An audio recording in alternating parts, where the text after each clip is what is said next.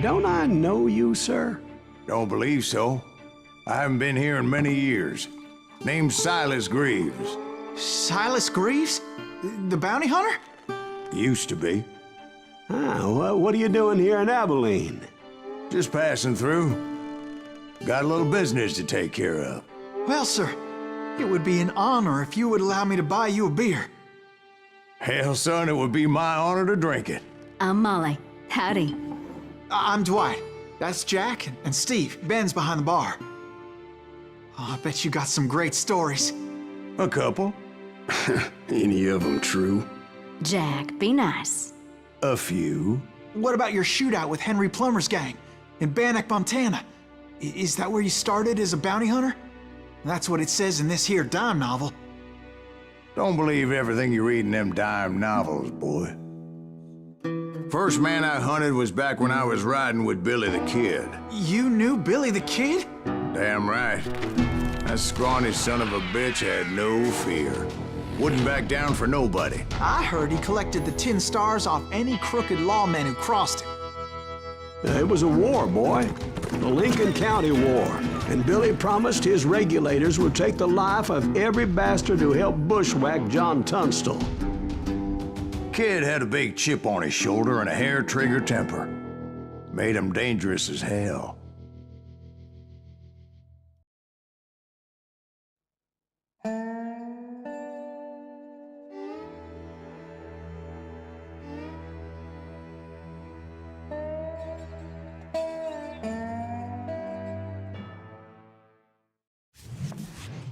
It was about 30 years ago. Billy was hiding out in an abandoned farm near Stinking Springs.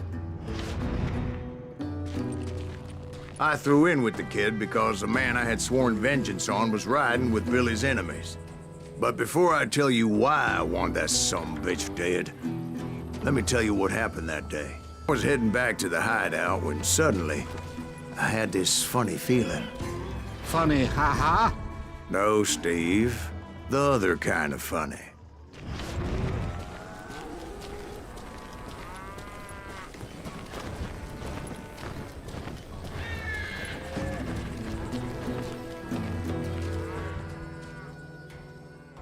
You heard Pat. Need to stay here and keep an eye on the road. That's not fair. We're missing all the fun. I knew those two morons would never let me through. I had no choice. Hell! Shoot that sumbitch!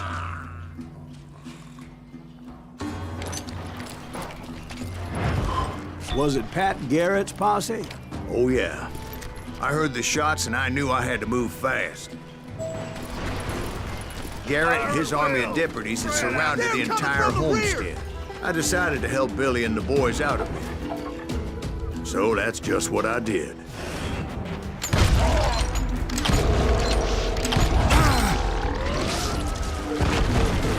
Hey, we have one behind us! Stay on it!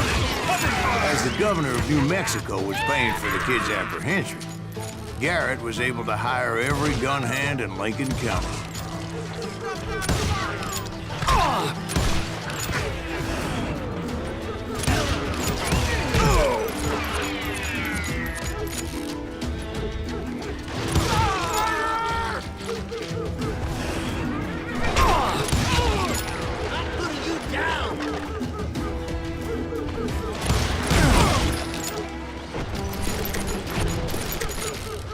I knew that going through that front door meant putting my butt in a shooting gallery, so I decided to get sneaky.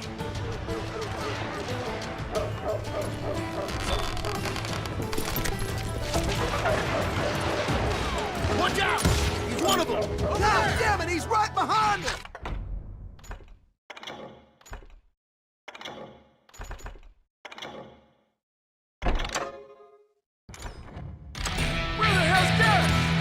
Garrett's men were running around like a bunch of chickens with their heads cut off.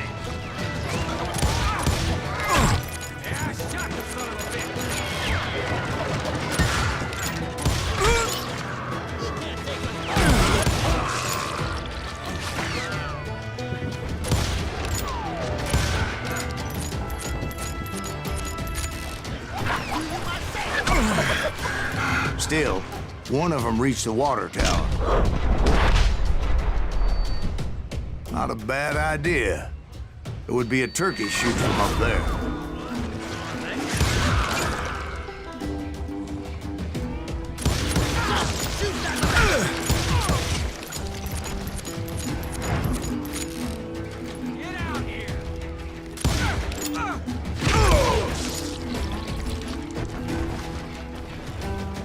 Luckily, these shooters Garrett hired weren't the sharpest tools in the shed. The right position is very important. Personally, I prefer to be on top. Oh, you do, do you? Indeed, darling. But where was I? Oh, yeah.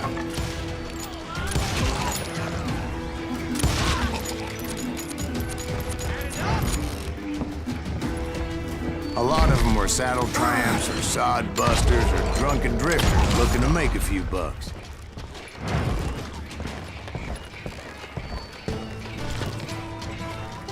Then, I heard a friendly voice yelling at me from the window.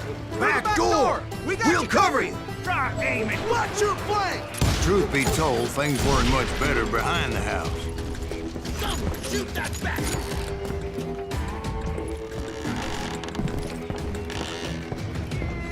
I cut their numbers in half.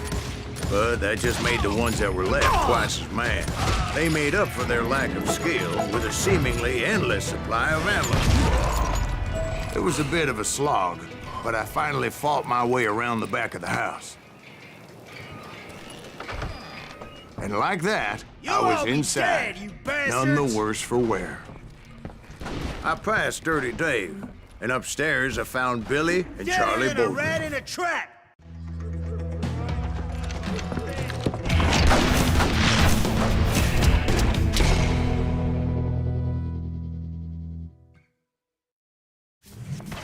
Billy looked at me and said, "About time, amigo. Grab a gun and get to the window." Wait, so you were friends with Billy the Kid? Yeah, sort of. Where'd he come from? Anyway, we were surrounded by dozens of deputized shooters who wanted to do us harm.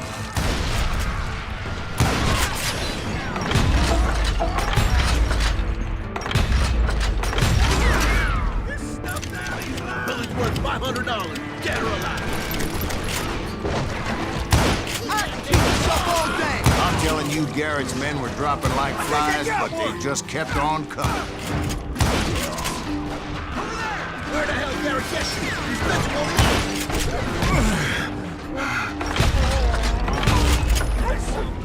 That's when Charlie got hit.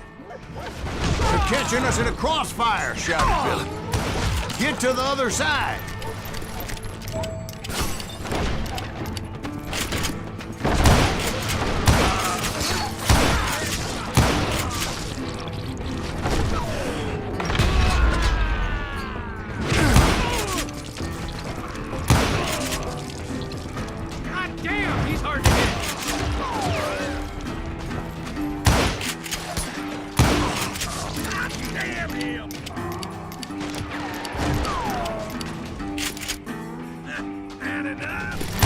I don't know how many of those cocksuckers I personally put down, but it was pretty clear, even to Billy, that maybe discretion was the better part of valor. What's that mean? It means that it was time to cut and run. "They got a Gatling," Billy shouted. "Get the horses and bring them round back. I'll draw their attention." Go for it! Those poor sons of bitches He directed are that done order for. at me, and I thought, why the hell do I have to do it?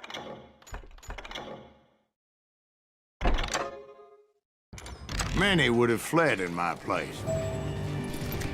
But I had that false sense of invincibility that many young men have. Like Jack here. What are you saying, old man? Jack, he's just joshing with you. Yeah, he better be. Mr. Greaves, please continue. Please, call me Silas, ma'am. Now, where was I? You were heading for the barn. Right. Making my way past a passel of fallen folk.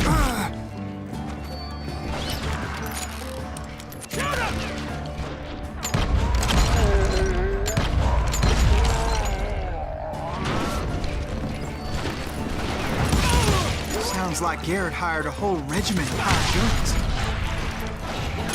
Yeah, and just when I thought I was done with them, more of these hapless bastards would pop up.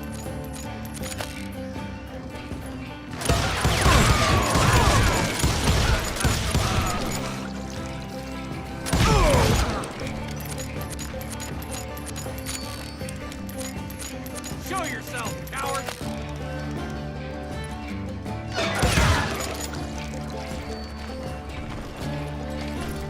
Finally, I had the stables within my reach. And that's when I met Sheriff Pat Garrett. I read that you went toe-to-toe with him, sir. That backstabbing bastard with that tacked-on tin star.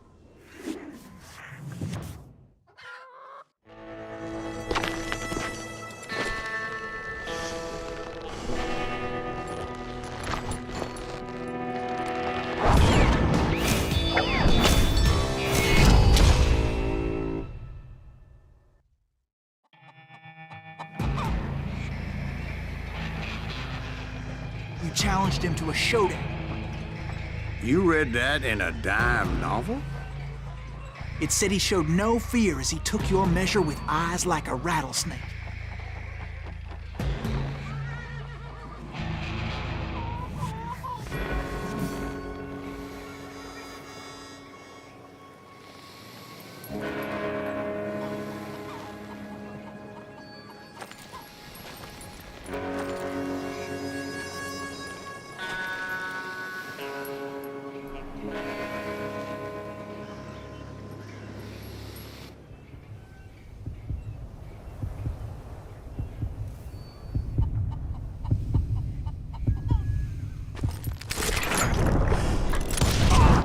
And that you killed him in a fair fight.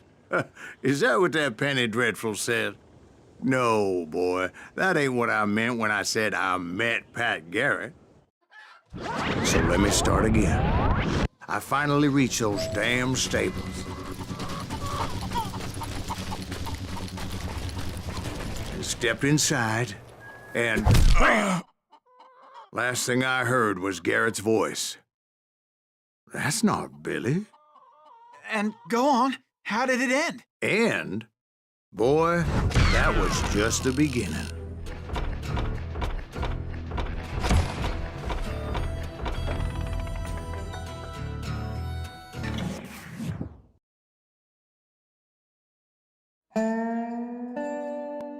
So what happened? Did Garrett arrest you? Yeah, after I came to, the bastard had clocked me with his Colt.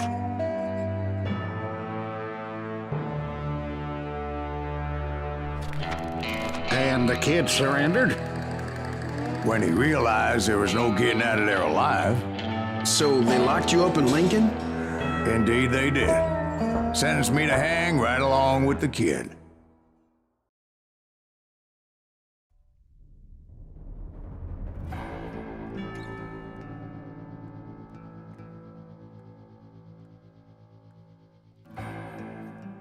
It's important to know that I was only riding with Billy so I could find the bastard I was after.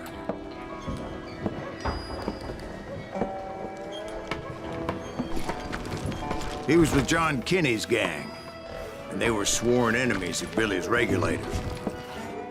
Why were you after him? I owed that son of a bitch a bullet for what he had done to me and mine. Instead, all I got for myself was a goddamn death sentence.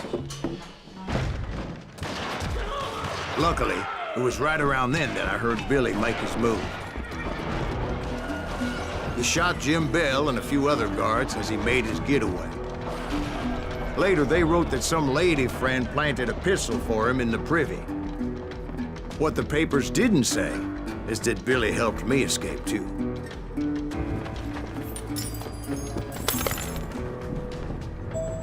My first order of business was finding a firearm.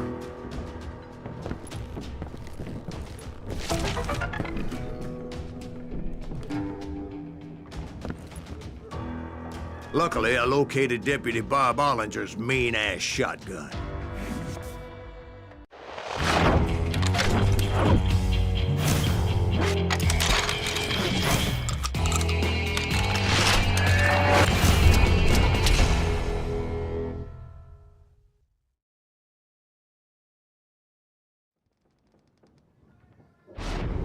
I saw Billy through the window, and he yelled that I should take to the rooftops to make my escape. So I did. Anybody see Billy? Hell yeah. That scatter gun was like a double-barreled howitzer. It could blow a man clear off his feet. You hardly had to aim the damn thing. The kids escaped, raised a huge ruckus. Guards were everywhere looking for him. Can't let the kid get away. Oh my God! Anybody see him?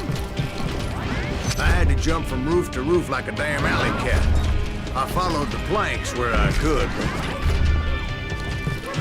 but some of that wood was slippery as hell. The whole town was up in arms. And suddenly, I was a fugitive. How the hell did the kid escape? So that bastard you were after, what did he do? He did me and my family a grievous harm. But I knew if I was ever gonna find him, I would need to get my ever-loving ass out of there. I tried to be stealthy and sneak my way past. This town doesn't have a moment's peace.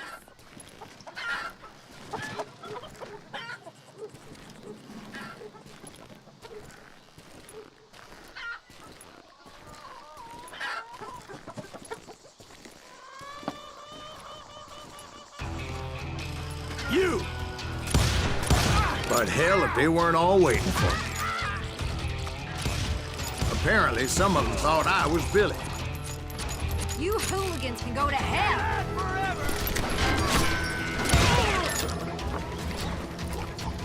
I'll fight He's in town somewhere. See, me and the kid shared a certain similarity in build and colors. I was just glad I had Deputy Bob's mean-ass shotgun.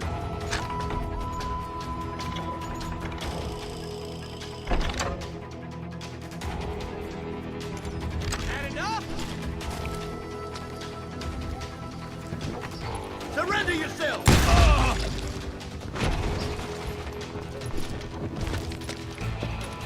I'm here! Get your headstone! There's children here. Don't let him get away! So much lead was whizzing by my head, it was like everyone in Lincoln wanted to put me in the ground. I knew I needed to find a horse. Though I never did have a great fondness for those four-legged grass eaters. I don't... Smelly, sweaty, ungrateful beasts. We prize them too high, if you ask me.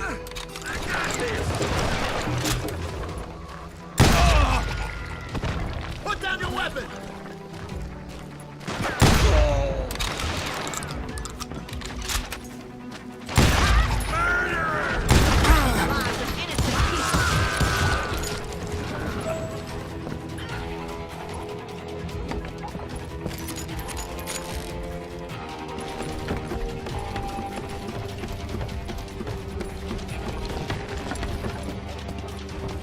Town's going to hell in a handbasket!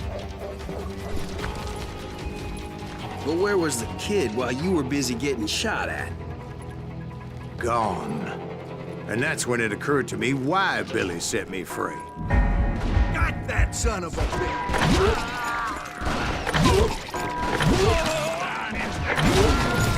For decency? So I could be a hapless decoy and draw attention while he snuck out of town.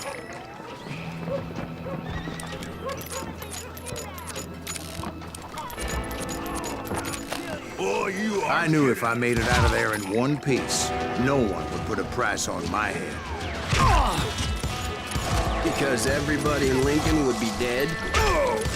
No, because they all thought I was Billy, and all that blame would fall on him. Meanwhile, Deputy Bob Ollinger was organizing a posse to put me down. He was already a mean son of a bitch, but he was doubly pissed that I stole his mean-ass shotgun. On your ball. How the hell did he get away? God damn you!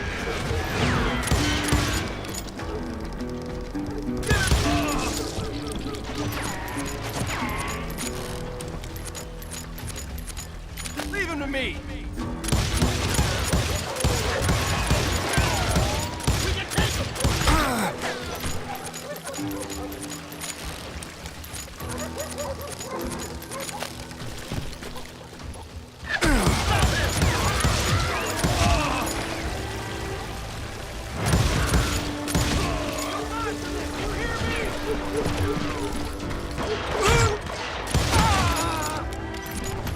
We're gonna be in deep shit when Pat gets back.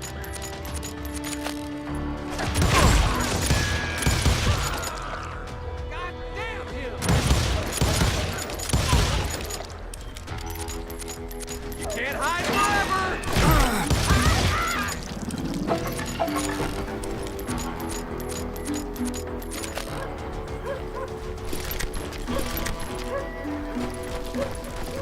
Finally, I found what I was looking for.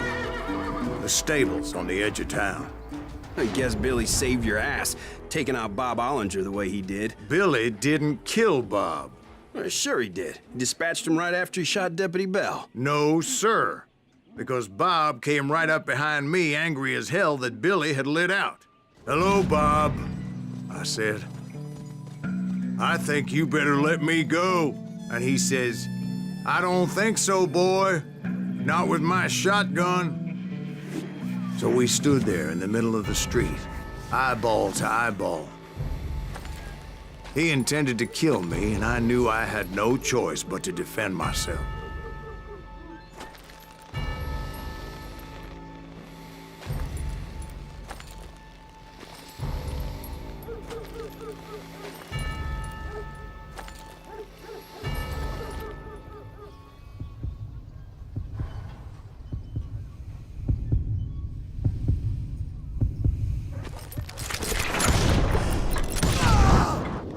I killed him in a fair fight. Everybody saw I had no damn choice. Well, Lincoln got a mite depopulated that day. Pat Garrett gunned down Billy 3 months later, so his escape was all for naught anyway.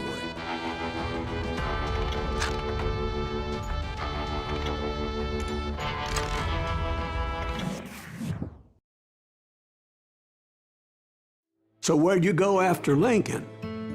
Mexico. Until I realized nobody was looking for me.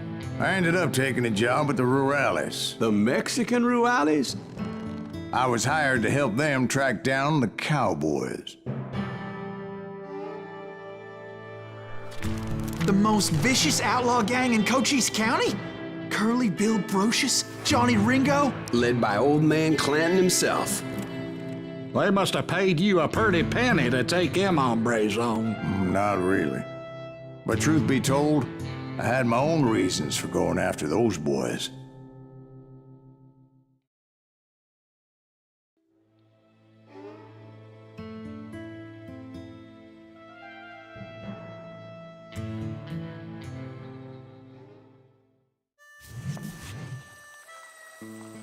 So was the bastard you were after now riding with the cowboys?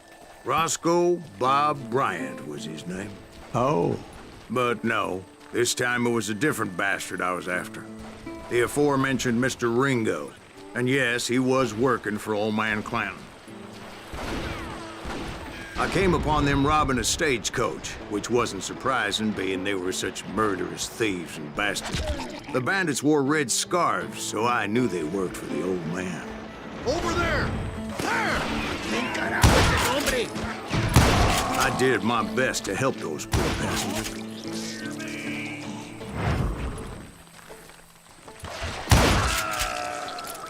Moments later, the attackers were dead, and I checked the stagecoach to see how many passengers were still breathing.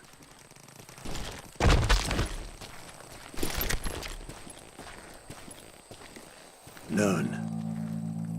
It was then I wondered if the rocks weren't hiding more bandits. Was that all of them? Or did I just hit the rear guard? I quickly got my answer. They attacked from on high like Apaches often did.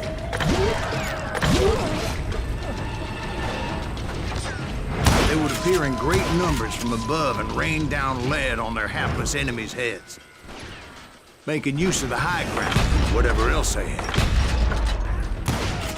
Yep, the Apaches always appeared out of nowhere, and there never seemed to be an end to it. Hold on. Were you attacked by Apaches? What happened to the cowboys? Did I say they were Apaches? I said Clanton's cowboys attacked me Apache style. I was in a pitched battle, but I was holding my own against an overwhelming enemy force.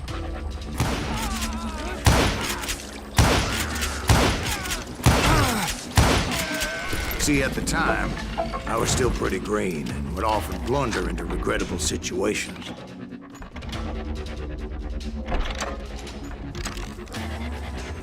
But I just kept shooting at anything I could see up in those damn rocks. I didn't see Ringo, but I knew he was with the cowboys. He and Roscoe Bob had done me a dreadful wrong, and I was determined to have my revenge. But to get to Ringo, I knew I'd have to fight my way past these other assholes first. Unfortunately, I was running out of ammo. Another perfect example of my relative inexperience as a hunter of men. I immediately knew that a tactical retreat was called for, as my vengeful fury was much less impressive without the bullets to back it up.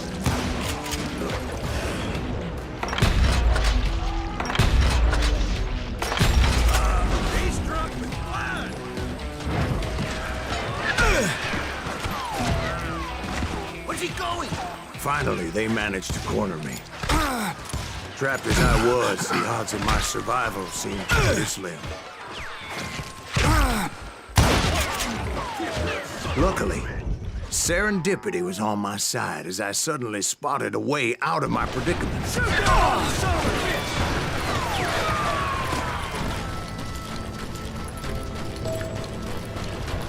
I ran ahead as if the devil himself was after me. Bullets were whizzing by my ears, but I wasn't about to roll over and die. I just kept running like there was no tomorrow. Because there wouldn't be if Clanton and his men caught up with me. As I was scurrying around those caves, I thought, what was I thinking? Going up against a gang like this?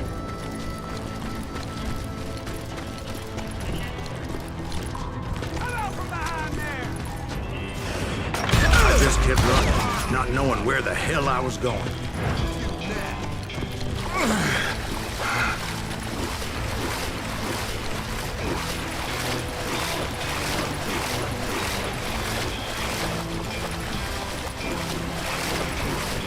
And that's when something miraculous happened.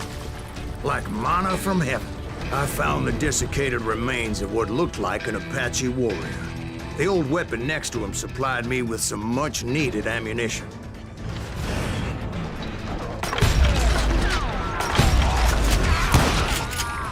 Bat Masterson once told me it was more important to be lucky than good, and he would know.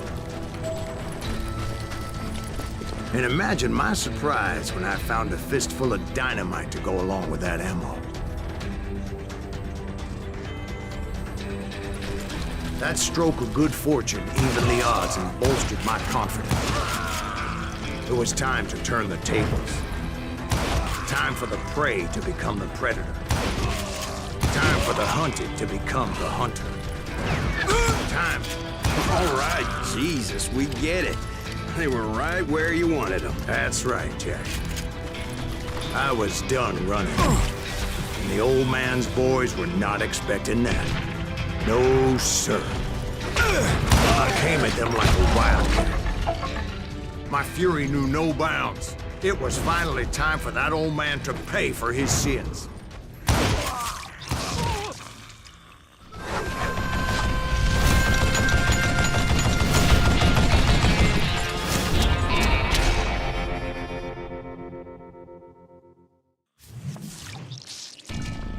I yelled out at the top of my lungs, "Clanton, I'm coming for you!" A little stealth might have made more sense, to be perfectly honest. Because that old fool had a Gatling gun and enough bullets to last him till kingdom come. But I knew I could not let that deter me. Not if I was to find and kill Ringo. I needed to get that old man off that gun.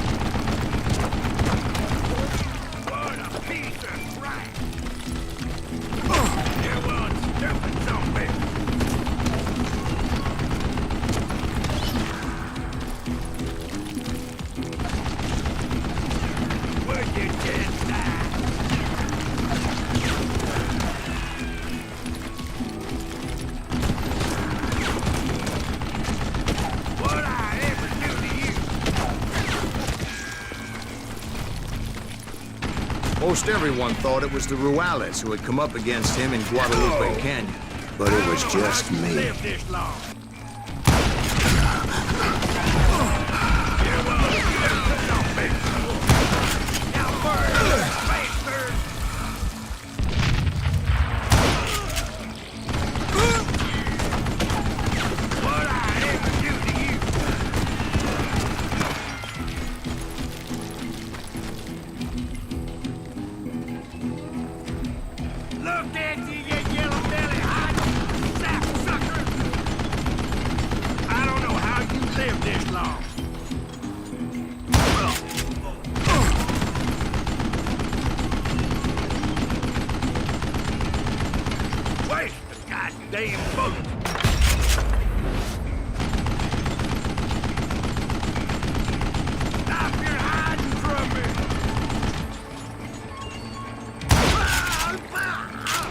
Apparently, one of the cowboys made it out of there alive and told Ike and Billy Clanton that it wasn't a Mexican who took their father's life that day.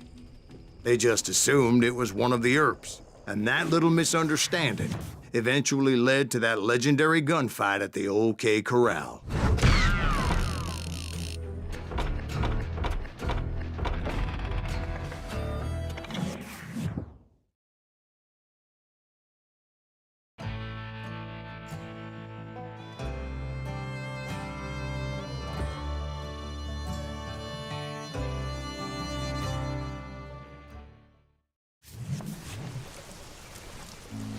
A few weeks after that dust-up at the OK Corral, I was still after Johnny Ringo.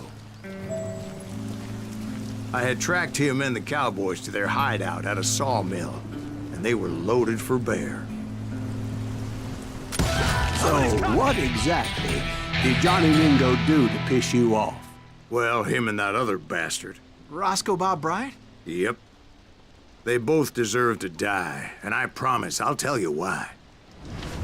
But first, I need to tell you about the Cowboys' new boss, Curly Bill Brocious.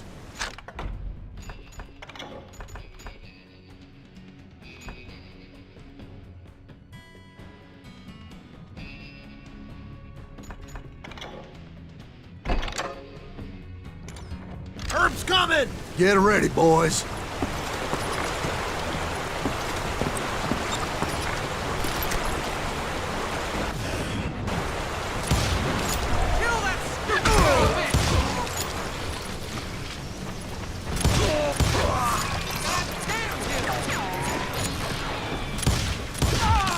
Curly Bill took charge of the Cowboys upon the old man's demise, and after that gunfight at the OK Corral, the Clantons wanted revenge. So they murdered Morgan Earp and grievously wounded his older brother, Virgil. Is that one of Wyatt's boys?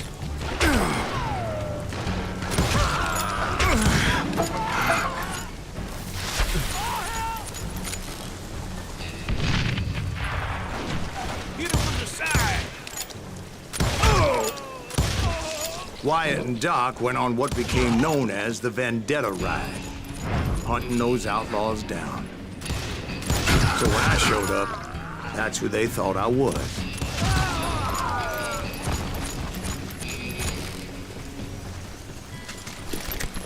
That's it for you!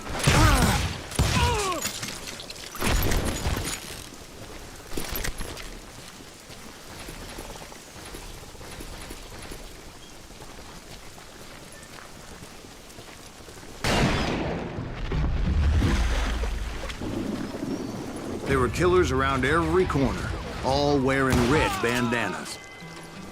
That's how the cowboys identified each other, and I was beginning to wish I had one myself. But I wasn't about to let Ringo walk away unscathed, and that's what drove me forward. They say that Ringo was infernally fast. I hardly saw anyone faster, boy.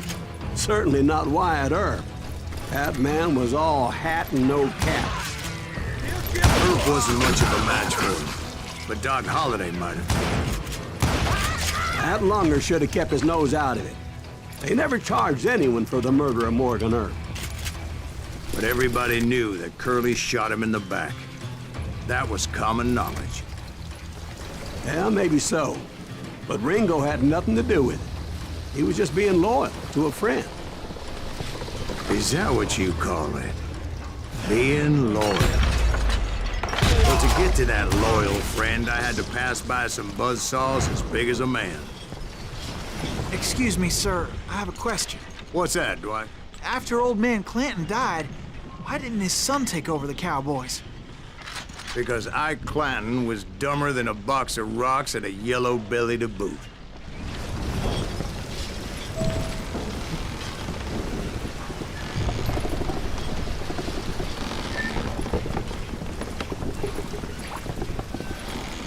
Now, where was I? Taking down the entire cowboy gang single-handed. Indeed I was, Jack. It's killing everybody!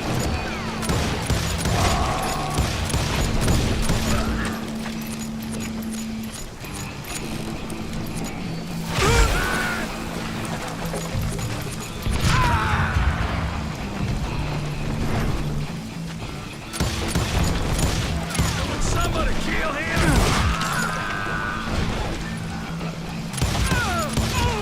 Though it wasn't easy, as those boys had good cover.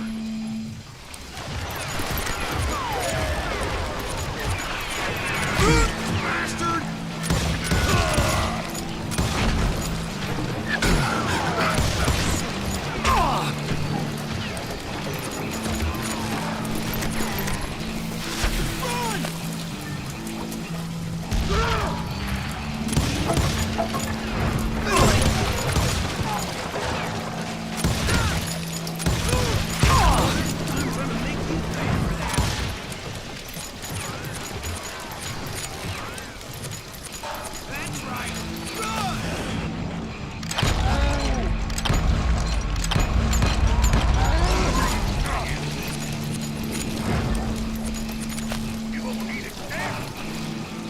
Blank him!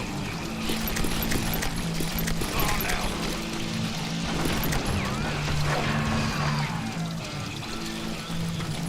There he is! Ain't bothered me none! Don't let that asshole get away with this! Boy, you are shit out of luck! Dynamite!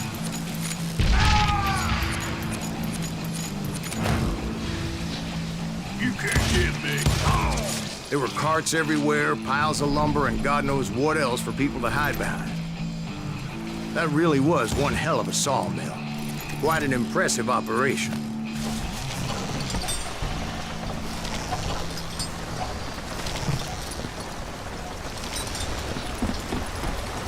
And where was Curly Bill? Did you see him? I'm about to get to that, Ben. Patience. I'm painting a picture here.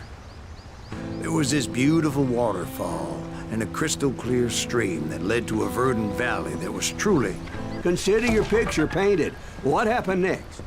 Well, finally the bastards that were still alive made a last stand.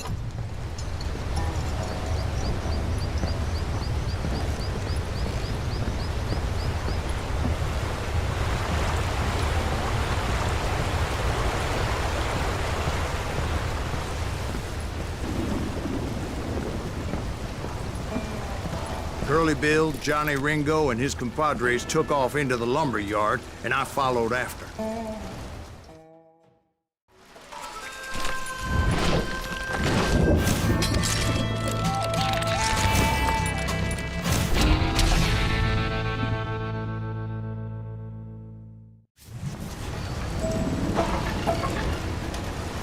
Are you saying they ran? Cowardice was not in Ringo nor Curly Bill's nature. No, sir. I never said they were running scared. They just wanted me out in the open. Time to dance with the devil! You working for Wyatt Earp? Did that subbitch Earp send you to kill me?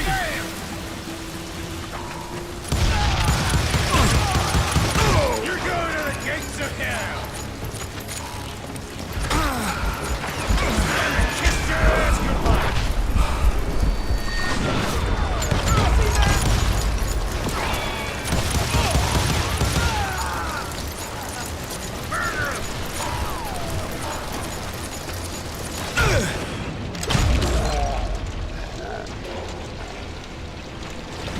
Make him pay for that!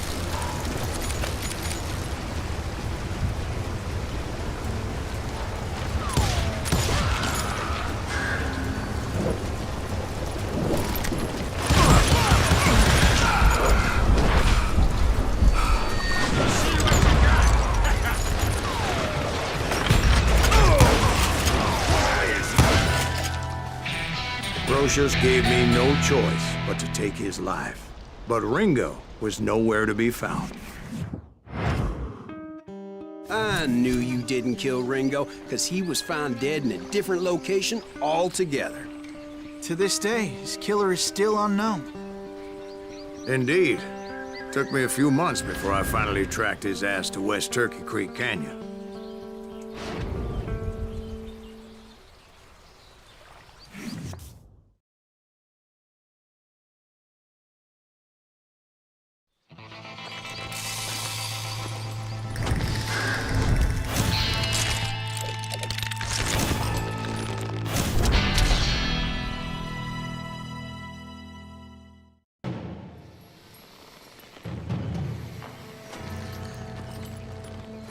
That's incredible, sir. I always thought that Doc Holliday was the one that killed him.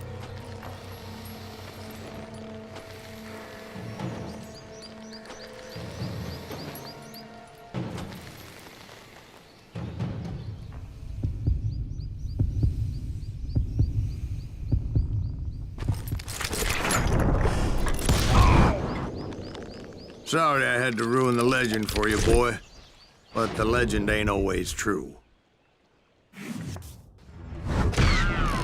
Doc Holliday had nothing to do with the death of Johnny Ringo.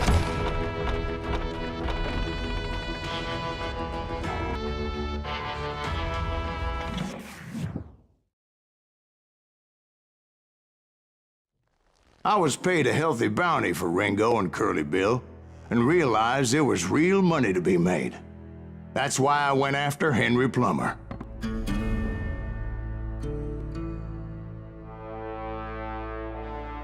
Now, wasn't he the sheriff who augmented his income by shaking down miners and robbing gold shipments? That's the one. Oh, yeah, I remember him. He ran that gang of thieving outlaws called the Innocents. So it's true that you went toe-to-toe with him? Indeed I did, son. Indeed I did.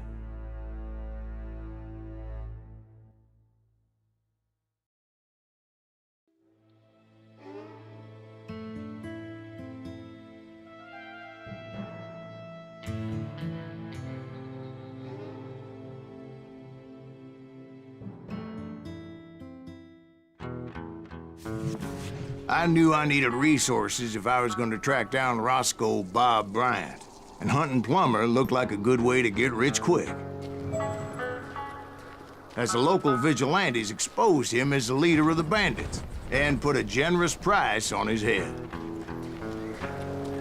Plummer rallied his gang to plunder one last gold mine before making their escape, and that's where I thought I'd find him.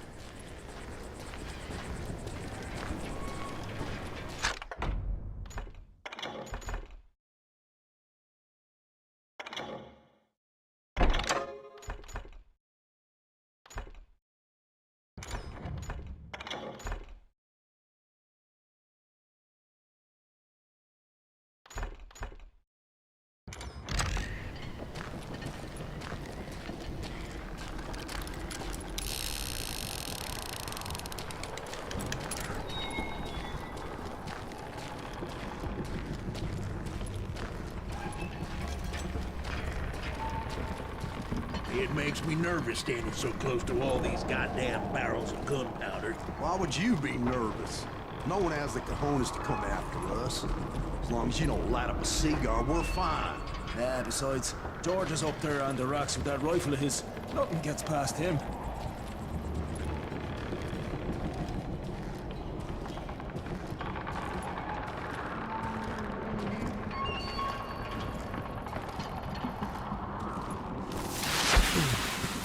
Oh yeah? Who the hell is that then? My late father pointed out to me more than once.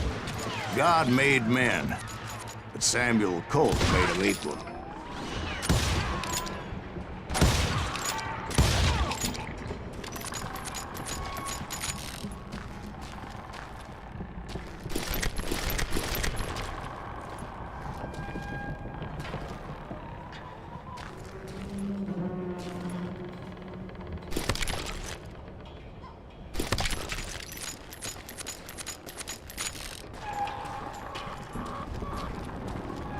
I knew that dynamite wasn't mine, so I decided the polite thing would be to return it.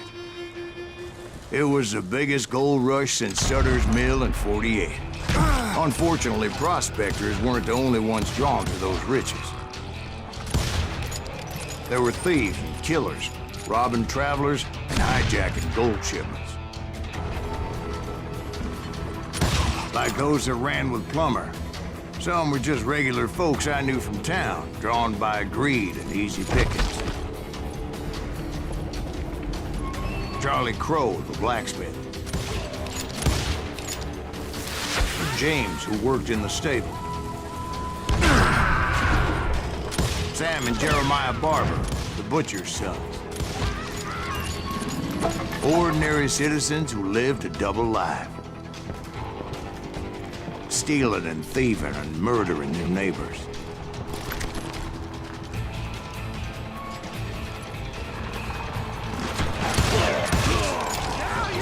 Of course, the rest were veterans of the Civil War.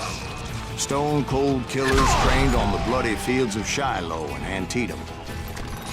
Plummer had a lot of men on his payroll. A hell of a lot. That son of a bitch pretended to protect the public with one hand while stealing them blind with the other. He set up a defensive perimeter which I had no idea how to breach. Dangerous, desperate individual.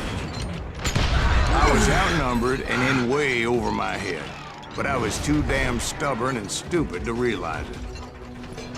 They must have thought I was touched, or had some kind of death wish, seeing as there were barrels of gunpowder everywhere. One stray bullet, one stray spark, and I'd be blown to hell and gone. I thought I was some kind of hero.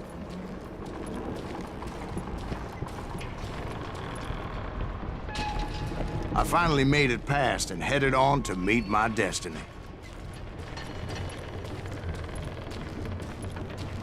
But first, I had something I needed to figure out. I had a few ideas on how to get into that mine, but once I made my decision, I knew there was no turning back. So my first thought was to enter the nearest mine portal. I saw an entrance. Made sense. It was the quickest way in, but that also made it more dangerous, as there would undoubtedly be enemy pickets posted along the way.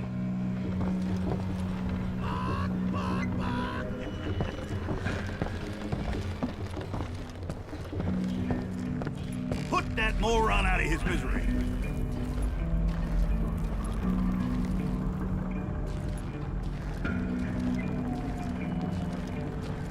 This is our goal now.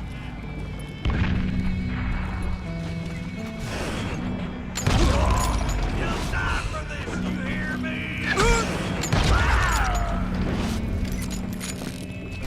You can't hide forever!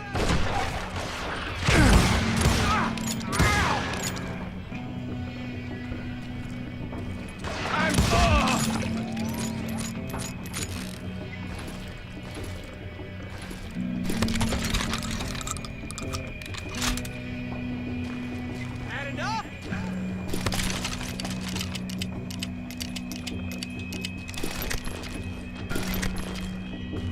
Besides, once you enter a mine like that, it's easy to get all turned around. And that confusing maze of corridors wouldn't even be the worst of it. Some of those shafts could be as deep as hell.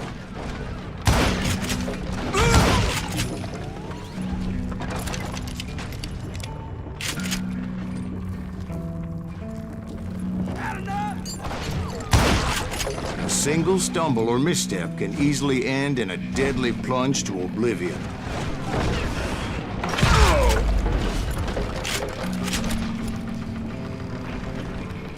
I'm here! You ain't beating me.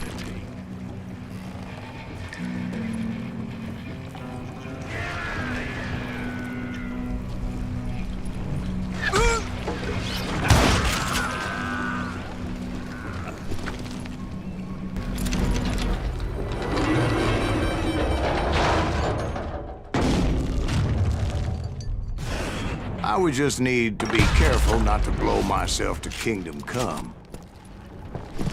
There he is! With all that gunpowder and dynamite everywhere, a body has to know what he's shooting at.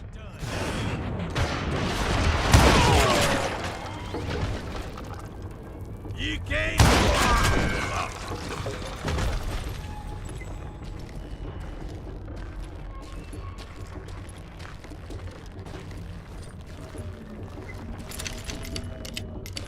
One wrong bullet could have turned that mine into a dad-blasted tube.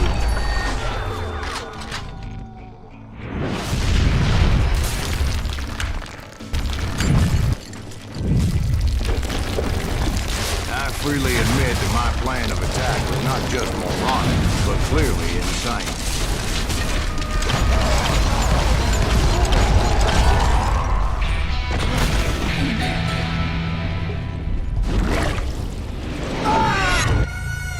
It's a good thing that I abandoned that ridiculous plan before I even tried it. Instead, I spotted a ladder, a way into the mine from the opposite side.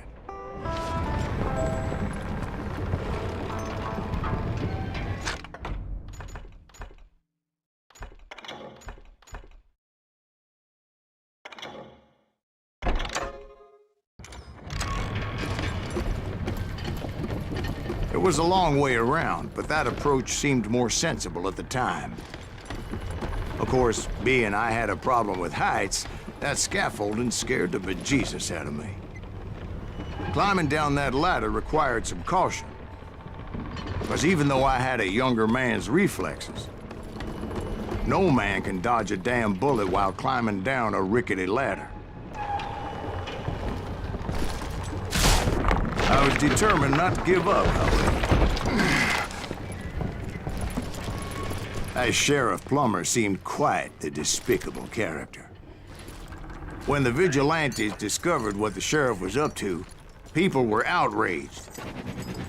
That $10,000 they put on his head would go a long way to helping me find old Bob. And I had made it my mission to settle that score come hell or high water.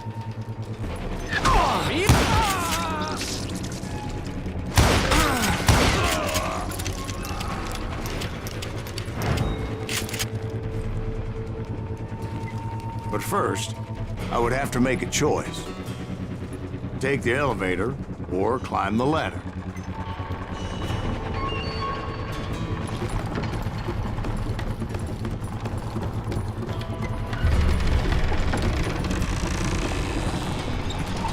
I wanted to use the element of surprise. Plus, I figured I could use the exercise. I was warmed up already, so what the hell?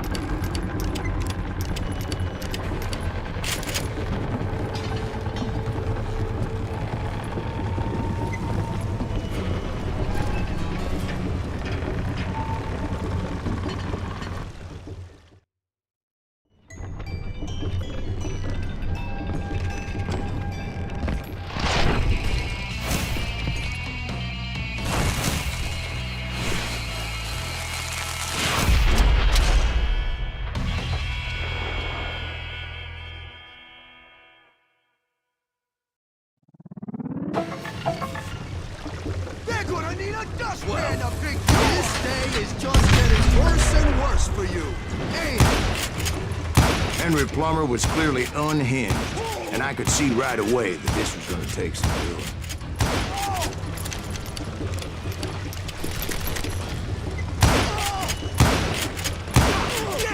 I need some help here! Come on, boys! Take this cocksucker out!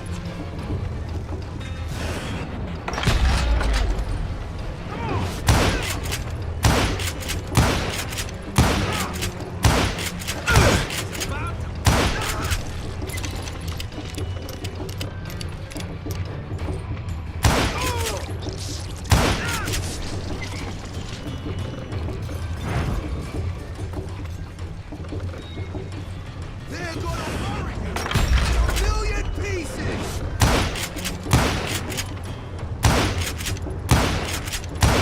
You can shoot, but can you aim?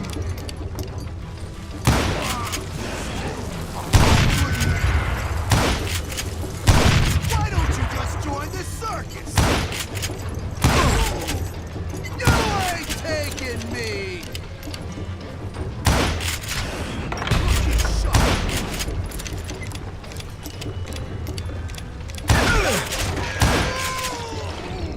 So that's how Henry Plummer died.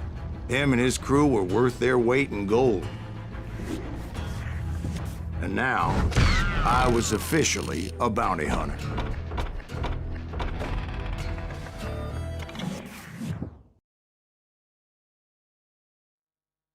So, did you finally go after that Bob feller? Well, I heard word he was in Kansas with John Wesley Hardin.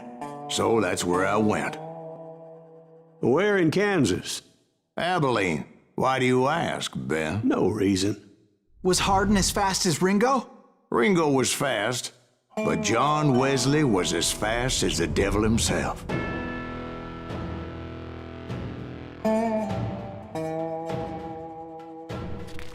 Hell, he killed his first man at 15. From that day forward, he had a price on his head and wouldn't back down for nobody, not even Wild Bill Hickok himself.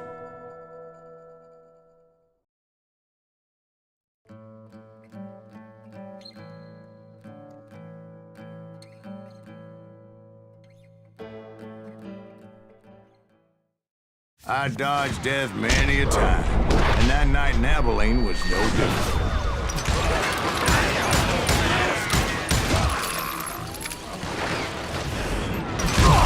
I was there with the intention of finding that bastard Bob and collecting the bounty on John Wesley.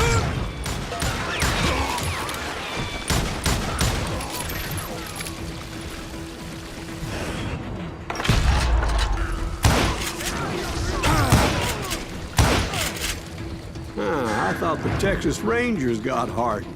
Yeah, that's what they want you to believe. It was coldin' a witch's tit and a brass bra that night as I fought my way past his loyal compadres to the very same saloon we're sitting in today. Look around and imagine this place painted in blood. Hardin was waiting for me, and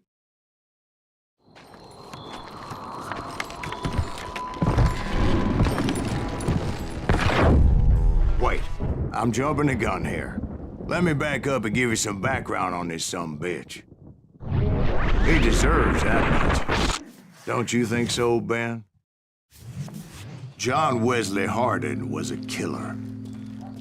By the end, he confessed to taking the lives of 42 men. Fathers and husbands, brothers and sons, men with families who cared about them. He was a bona fide folk hero by then, and had amassed a gang of armed miscreants and other assorted thugs. He and his men set up camp outside of town, and I was hoping Bob was among them. Shit, it's cold out here. I'm freezing my giblets off. Ain't right, we gotta stay out here keeping watch like this. Ain't nobody stupid enough to go after Hardin anyway. Better 3 hours early than a minute too late. Oh, damn it! Shoot that son of a bitch! They didn't ask why I was there. They knew. Because most of them were wanted as well. I figured Hardin was here somewhere, but to get to him, I'd have to get past his gun hands. And that was easier said than done, as most of them were as foolish and full of bravado as I was. I had to spill a lot of blood to find out Hardin wasn't in that camp. He was carousing in town with his closest friends. Hardin's boys apparently didn't want me to reach the Bull's Head. Some were hightailing it into town to inform their head they of my unwelcome presence.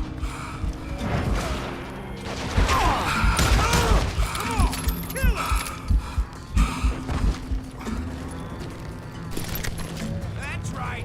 Run!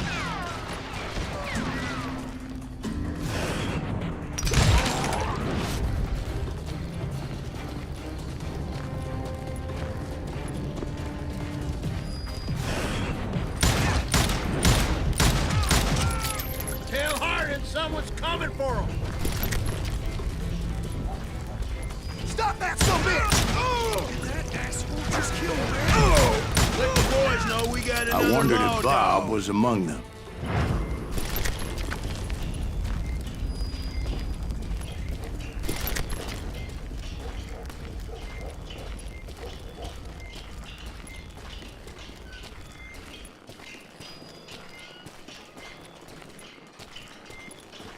And I steeled myself for the fight ahead.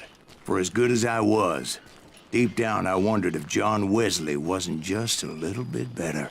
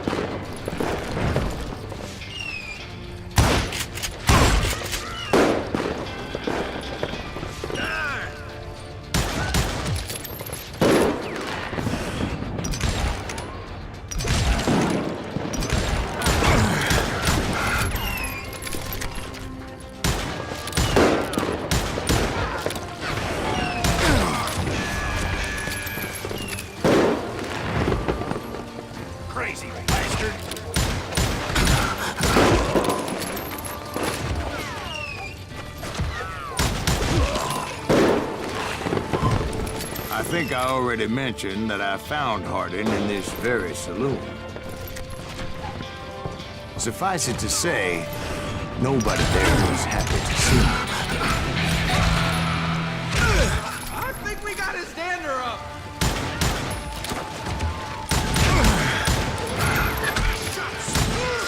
In fact, I felt a certain hostility.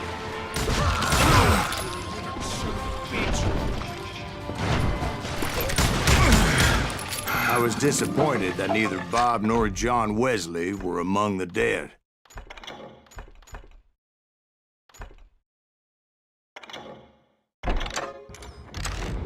But that was short-lived, as a moment later I was facing down the fastest gun in the West.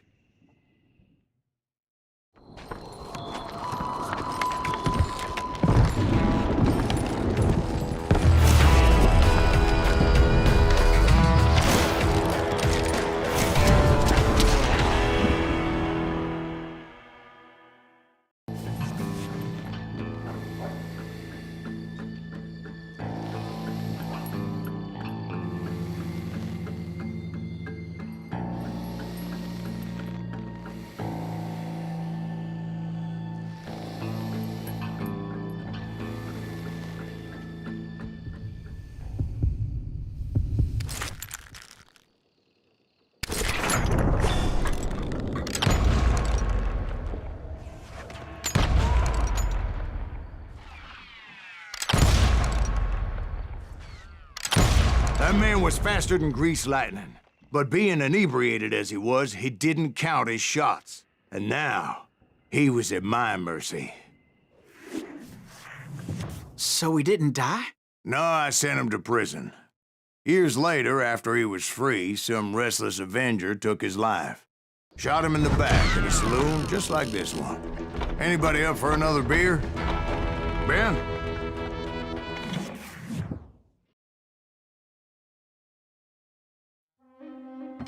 Thank you, darling. Yeah, some say revenge is a dish best served cold. So whatever happened to that Bob guy you were after? Personally, I'd like to hear some of your other adventures.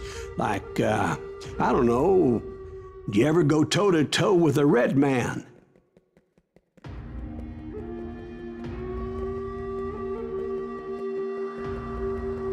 Yes, I did, Ben. I remember once I was after this renegade Apache, Grey Wolf.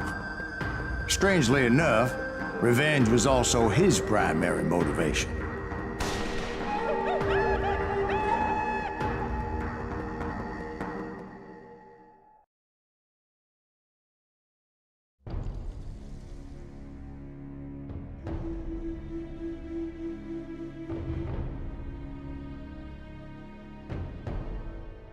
A bounty was put on Grey Wolf's head, and that's how I came to hunt him in the mountains. Mountains so high they tickled the nether regions of heaven.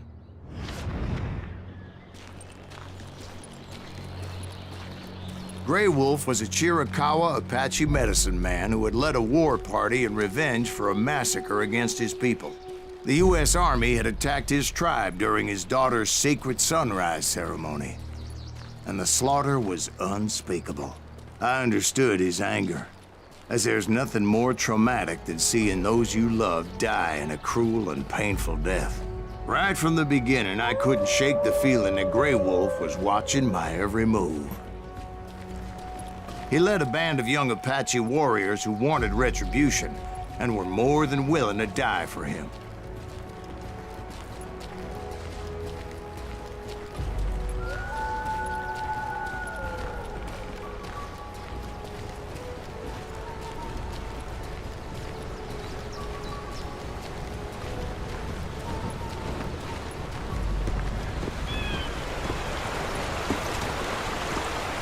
They saw me before I saw them.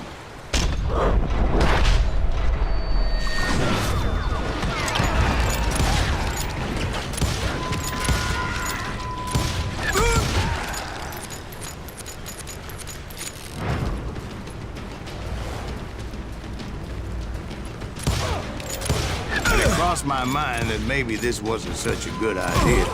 But now that the shooting had started, there was no backing down.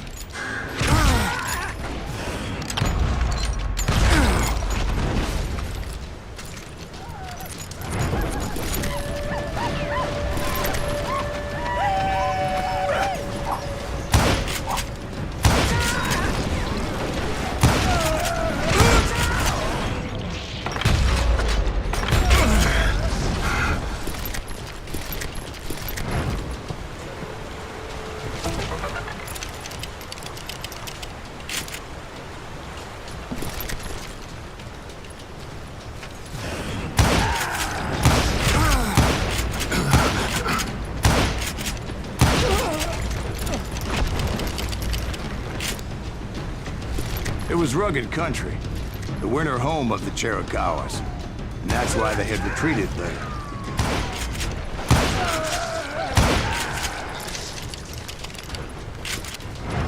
I admit to having some regrets about going after them the way I did.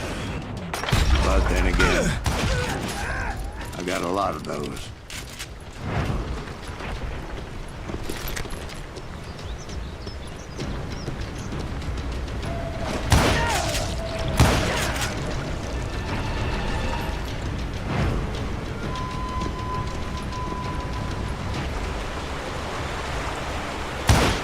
Did you find Grey Wolf? Not at that moment, but I did find the entrance to their hideout.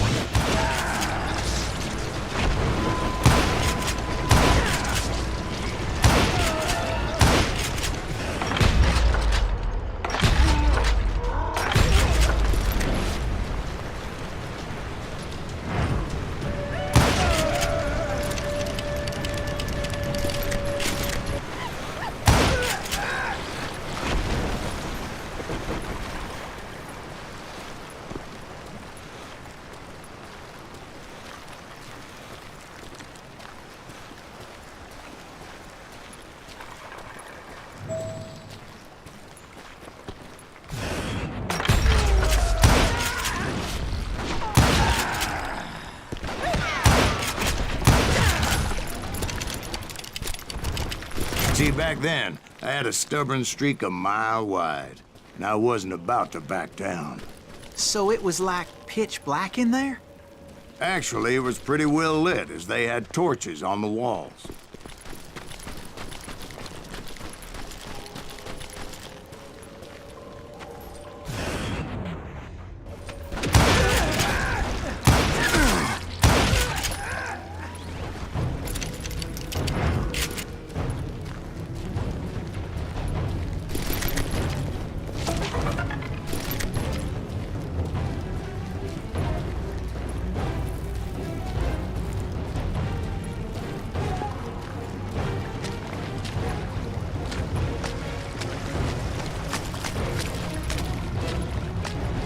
How big was his cave? Big as hell, Ben. Chiricahua had hid out there during the Indian Wars.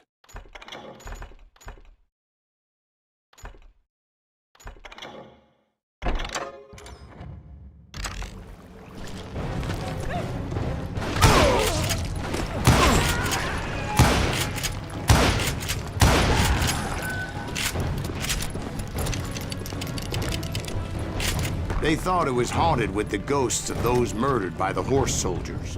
The cave was haunted with dead Indian ghosts?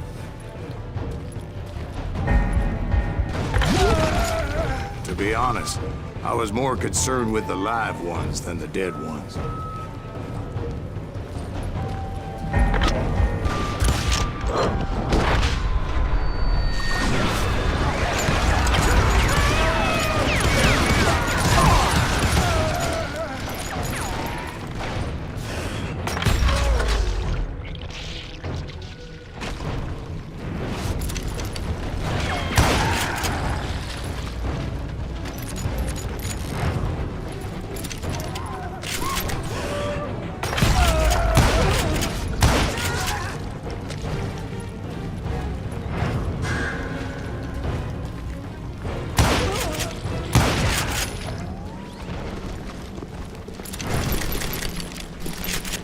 How come you know so much about engines? A few years back, I was married to 2 Mescalero women. At the same time? Yeah, they were sisters. Polygyny is traditional among the Mescalero. So what happened? Oh, I had to get out of there. Those girls never shut up. Both of them nagging at me all the time. Drove me half crazy. Haven't seen them since. No, I mean, what happened with Grey Wolf? Oh, well, I pursued him into the Cave of Death.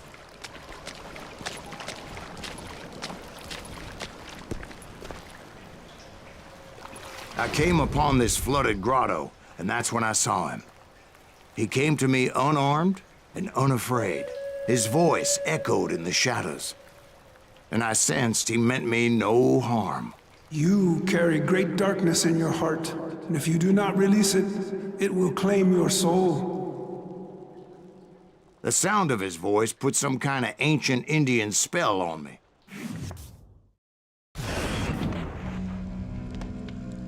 As his story unfolded in my mind. You will come to this place again and kill many more men, and the darkness will grow until it consumes everything that you are. The soul would have no raiment if the eye had no tears.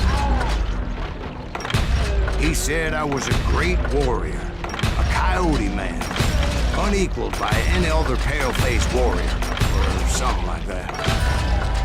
The snakes will bite shadows of your past until a venom poisons your heart, and an echo of the song of the dead summons the spirits deep from within the mountains. I didn't quite get what he was saying, but there was definitely snakes. And indeed, his warriors surrounded me and attacked me like hungry wolverines. They couldn't stop me, though, and Grey Wolf wasn't in the mood for idle talk.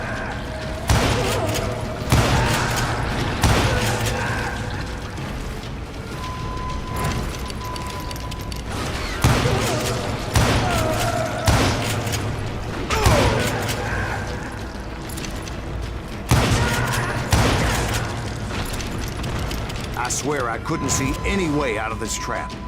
But suddenly, one just appeared. Kind of like a miracle.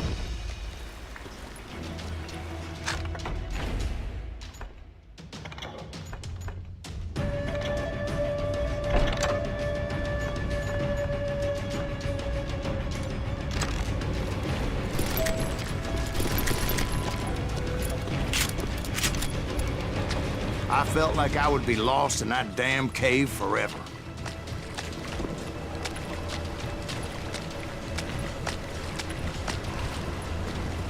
Finally, I found myself back outside, perched on the edge of a precipice, overlooking a thundering whitewater river.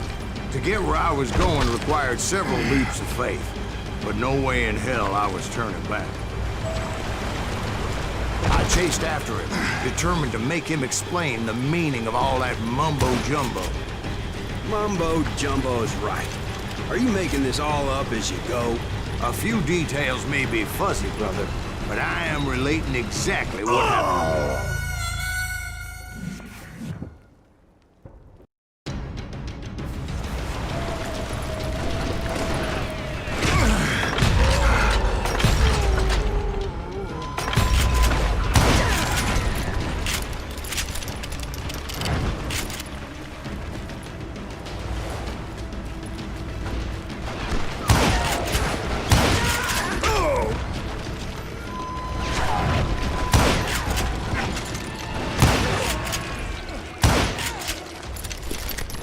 I had a steep climb up creek ahead of me and scrambled up those rocks like a mountain goat. I was determined to locate Grey Wolf and find out exactly what the hell he was trying to tell me.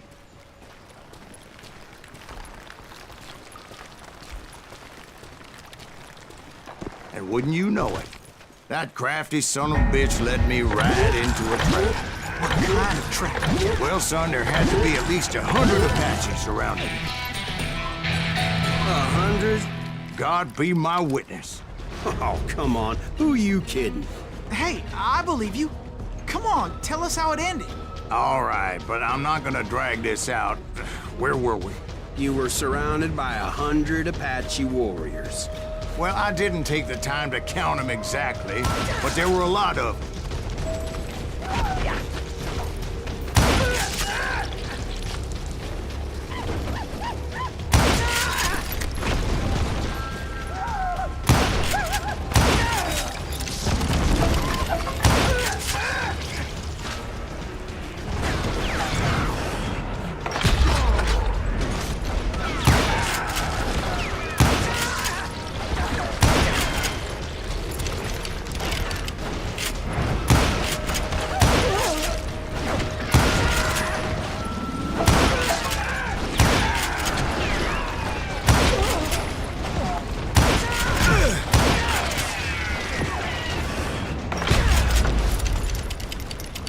And in the end, a path appeared before me that I had not seen before. I followed it as I desperately needed to find out what Grey Wolf was trying to tell me. But it was like that son of a bitch disappeared into thin air.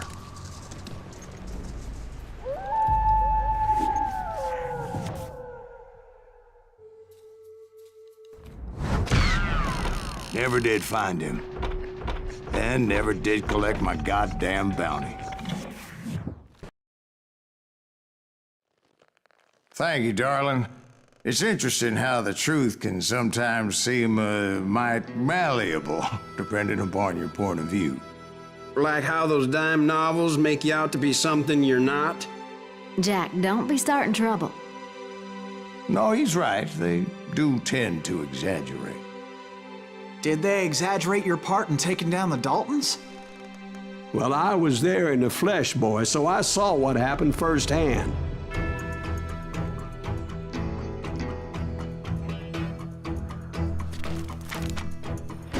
Those Daltons were lawmen once, before they all went bad, robbing banks and trains clear across the territory. Until Coffeeville, of course. I was one of the citizens who took up arms that day. Fighting on the side of right? I did my best, sir. We all did.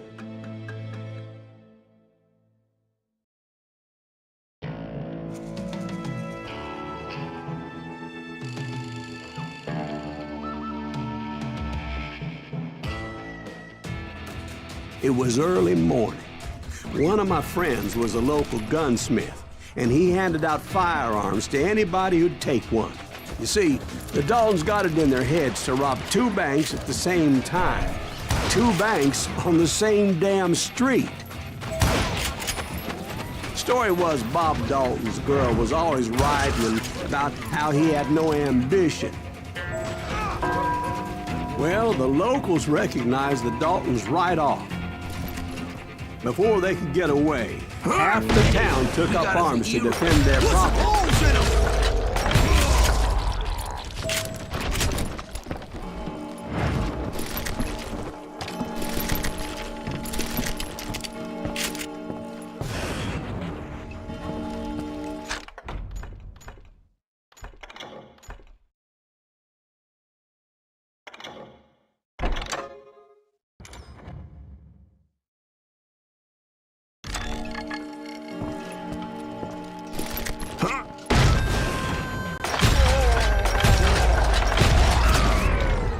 The brothers paid dearly for their stupidity, but everybody knows they had it coming. There's more to it than that.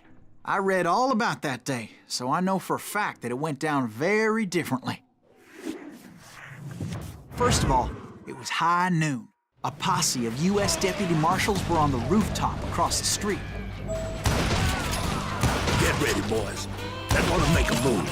The lawmen had been tracking the Daltons for months. Now they finally had them dead to rights. Among them was a bounty hunter feared by many a lawbreaker. This man had no intention of letting the Daltons slip away. They met an adversary that day who had no fear and offered them no quarter. The marshals tried to get the Daltons to surrender. They'll give up eventually. We just gotta wait till something bitches out. This bounty hunter knew that the brothers were far too proud to ever lay down their guns. He went in there alone to confront those criminals. One of the marshals shouted, "Where are you going? Are you crazy?" Hey, where do you think you're going, dumbass? That rifle's mine. He saw a way to get around to the back of the bank. Then he figured out how to hit the Daltons from a direction they weren't expecting.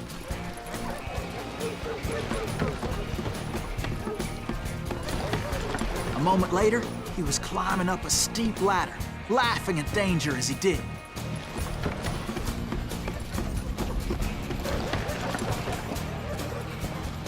It was brave men like him who risked their lives to tame this wild country.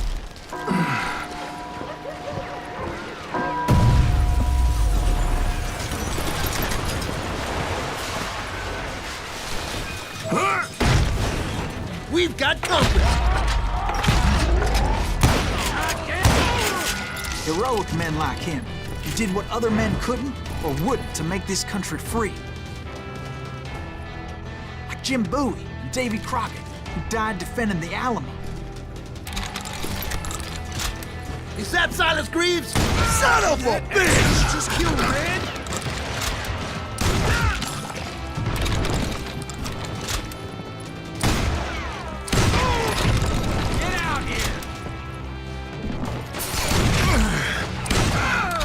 You're a goner!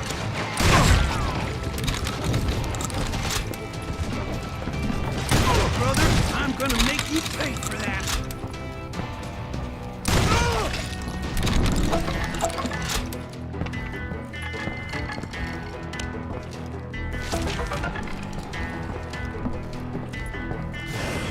Over there!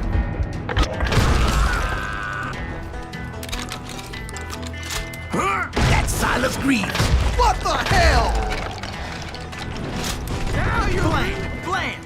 Came away victorious, taking down those thieving Daltons.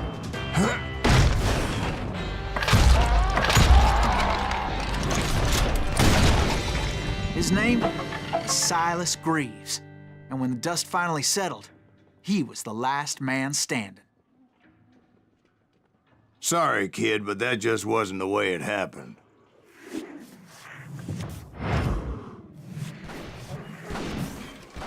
It was early evening, not high noon.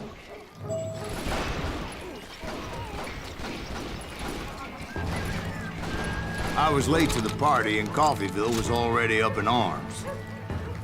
The Daltons blew up a safe, and were all set to hightail it out of there. Those pathetic deputies surrounding the bank were dropping like flies.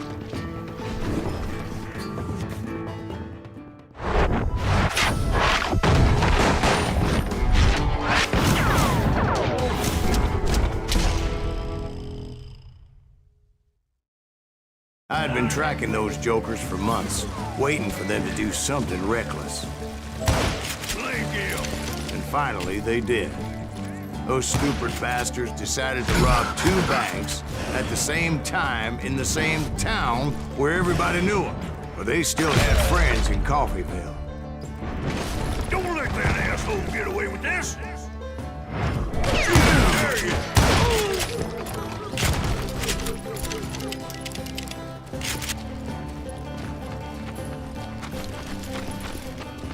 Hey, you got us a hero. What's the holes in them? Those friends came after me like a pack of wild dogs, tooth and nail. They were coming at me from all directions. Did the Daltons hole up in somebody's house? No, it was the Smiths, I believe. They were cousins of the Daltons. And they were shooting at the Browns, who were shooting at the Daltons. Which wasn't any surprise, since those 2 families have been feuding forever. And since the Joneses are related to the Browns, they shot at the Smiths, pissing off the Heimhoffers, whose daughter recently married a Smith. Well, bullets were flying every which way as all the old feuds in Kansas caught fire all at once. There was a hell of a lot of pissed off people in Coffeyville that day.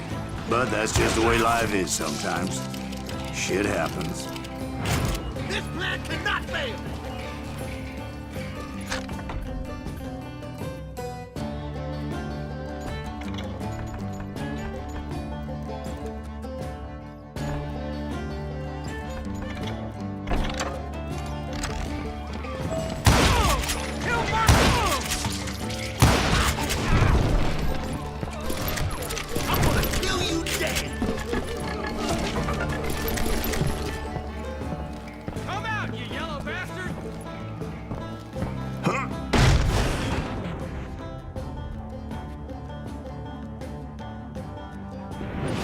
You're a goner!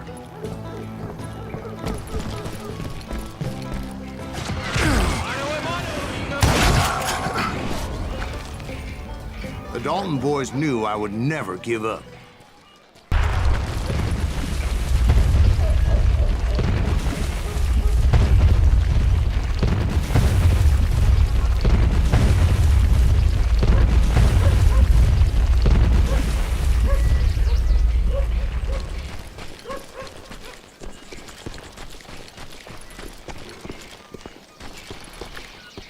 It was Emmett, the youngest, and he decided to stand his ground and face me down. I ain't afraid of you, Silas Greaves. This is where it ends for you. He was determined to protect his brothers. I understood how he felt. Taking me on all by his lonesome wasn't exactly a recipe for a long life. You ain't getting by me, Greaves.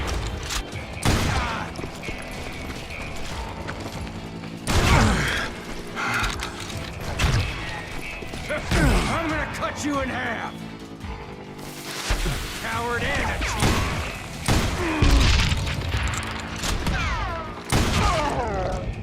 cheat. But Emmett Dalton survived the robbery in Coffeyville. He's the only Dalton who did. They say he was shot 23 times. Well, Dwight, who do you think put all those damn holes in him?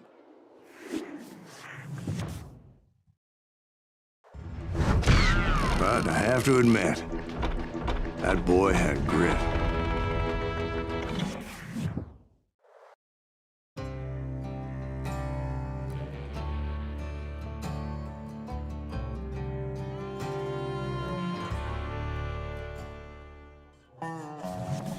We'll get those suckers! It took me a couple of days to track the Daltons down.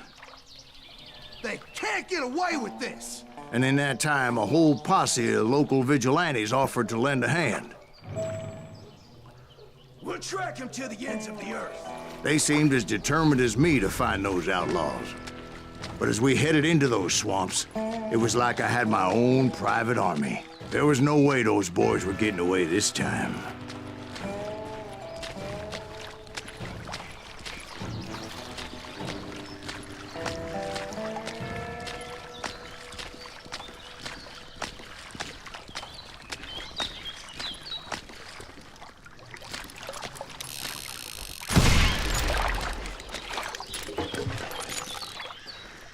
It was early fall, right? Beautiful time of year. At least you had the weather on your side. Not by my recollection. It was damp and foggy as hell.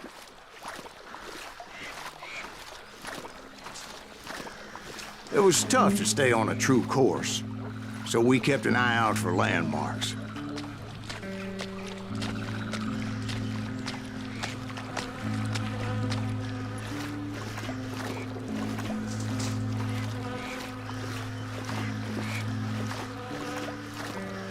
It was autumn.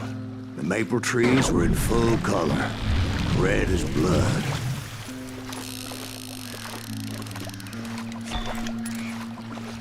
The rains that year were torrential, so the whole area was flooded. The vigilantes had spread out wide, and pretty soon I couldn't see anybody. Bury them in the swamp! Plant them where they stand! Except for some bitches ahead of me wanting to do me harm. So I had to face them alone. I wondered why my compatriots didn't come running when they heard the shots.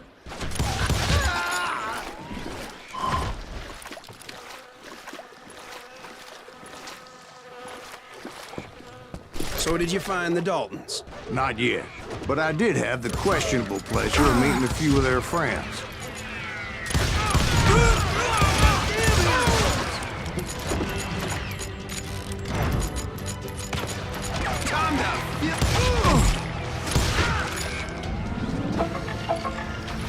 The boys had established quite a reputation by that time, so they attracted all manner of riffraff to their cause.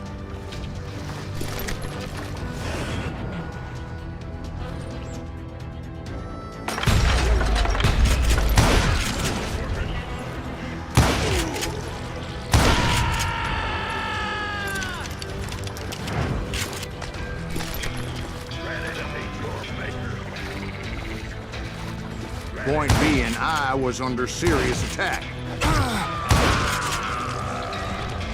And my reinforcements was nowhere to be seen.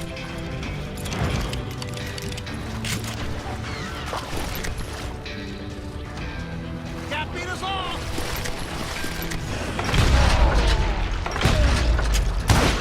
What? I can't hear you!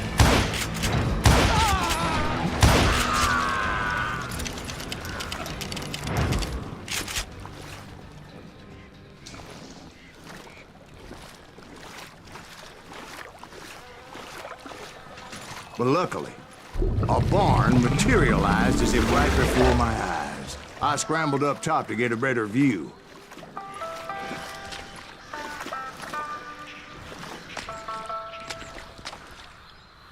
But just ended up falling inside. So, how did you get out? The barn doors was open. About right then, I saw some suspicious characters running through the bushes. Of course, I followed them. But that goddamn swamp was like a goddamn maze, and pretty soon I had no goddamn idea where I was. Steve? So I just started walking, and pretty soon... Oh.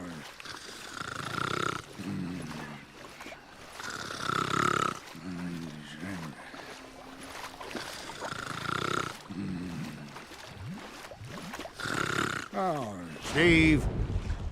Steve! Huh? Oh, no, I'm listening. Indians surrounded me from all sides.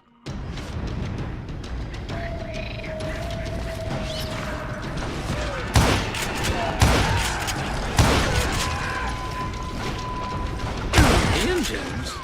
There were Indians? No. I just wanted to make sure Steve was paying attention. Now, where was I? You were following the Daltons through a swamp? That's right. See, Steve? Dwight's paying attention. No, I'm listening. I was just resting my eyes. So, where was I? The Daltons. Right. See, there's a reason so many outlaw gangs are made up of brothers. Being a brother is a very sacred thing. It's a bond like no other.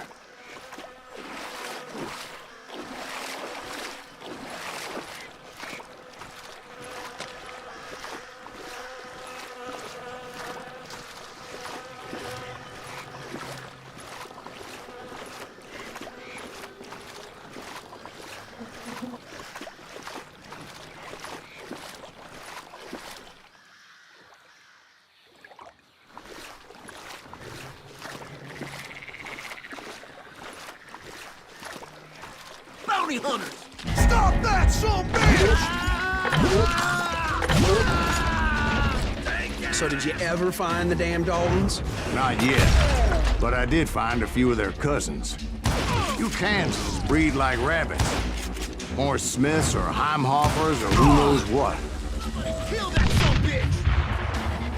But hell, what's more important than family? I'll bet Ben knows what I'm talking about.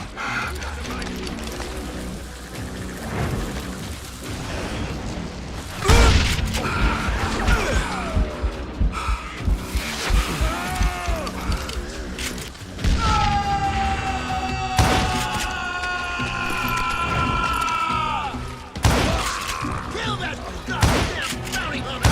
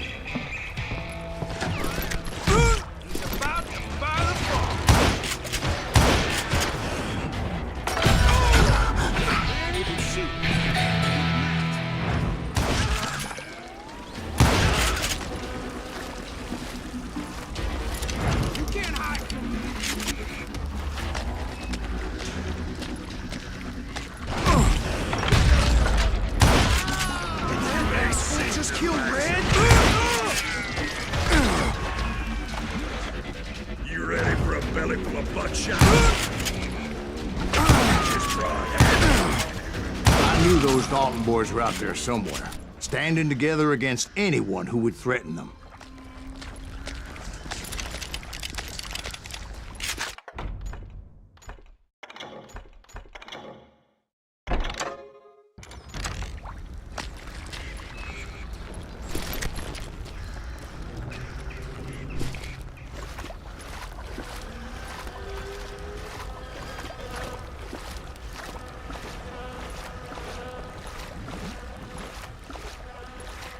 And that's when I saw it. A goddamn steamboat. A steamboat in a swamp? Yeah, Steve, but this wasn't much more than a wreck, really. But how'd a damn steamboat end up in the swamps? Guess it floated off during the flood of '89. Now, was it a stern-wheeler or a side-wheeler? What? Does that really make a difference, Steve? It was a steamboat with a goddamn army on board. It was then that a fusillade of bullets come raining down from on high. Those vigilantes who accompanied me weren't anywhere to be found. But among those men that were shooting at me, I thought I saw some familiar faces.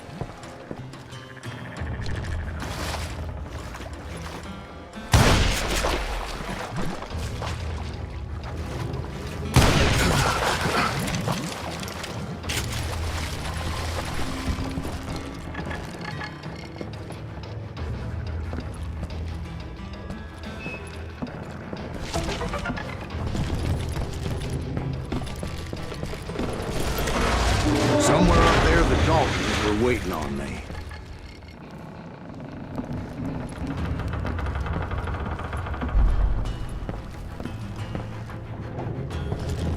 That's right.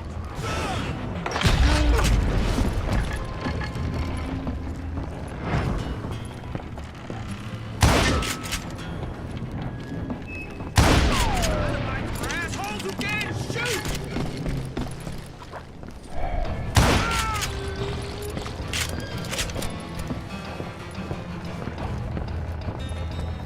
Sounds like you don't give up too easy. That's the kind of man I am, Ben. I set out to do something. I do it. Surrender just ain't in my nature. Plus, I'm stubborn as hell.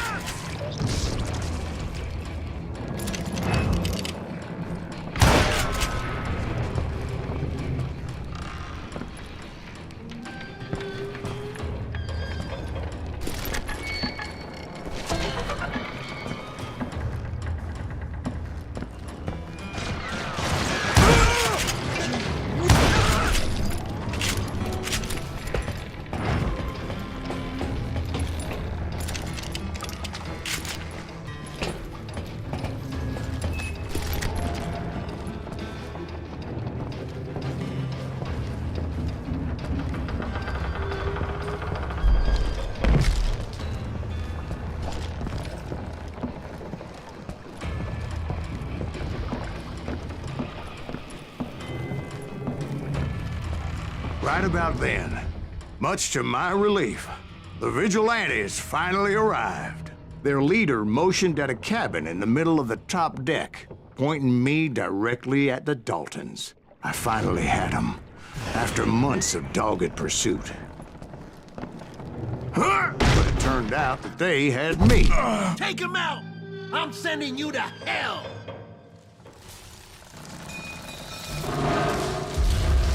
The Daltons had played Not me so like a tough fiddle. after all, is it? Apparently, the vigilantes were on their damn payroll. They didn't just want to shoot me. They wanted to burn me alive. But finding my way out of a burning labyrinth proved to be quite a challenge. It was a riverboat, right? I mean, it's not like it was a goddamn ocean liner. Well, yeah, but I was in a Did you fight. hear about that ship that's gonna launch next year? Largest one in the world. You're talking about the Titanic. If you ask me, it's too blessed big. I don't think it'll even float. So anyway, Don't be stupid, Steve. They know what they're doing. They say that the Titanic is unsinkable. oh God. But getting back to that steamboat, how'd you get off it, Mr. Greaves? I took in a lot of smoke that day, so I admit my recollection might be a bit hazy. But somehow I managed to finally disembark. It was time to settle this once and for all.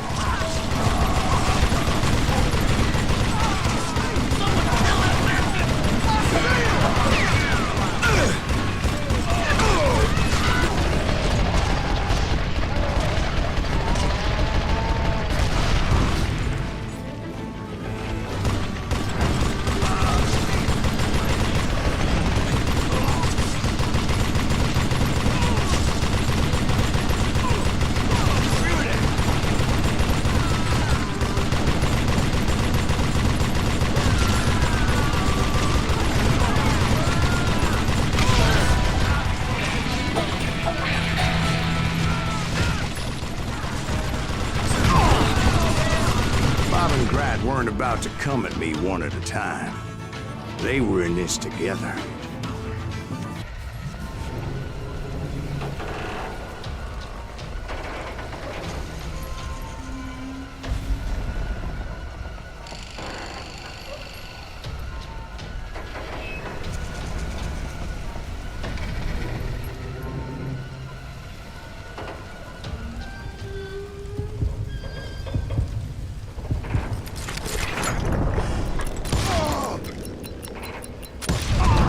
They got it wrong.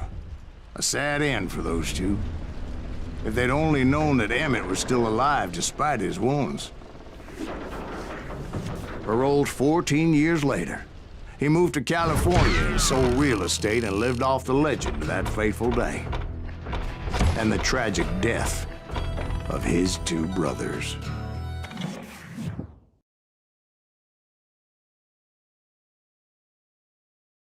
My own brothers died tragically as well, truth be told.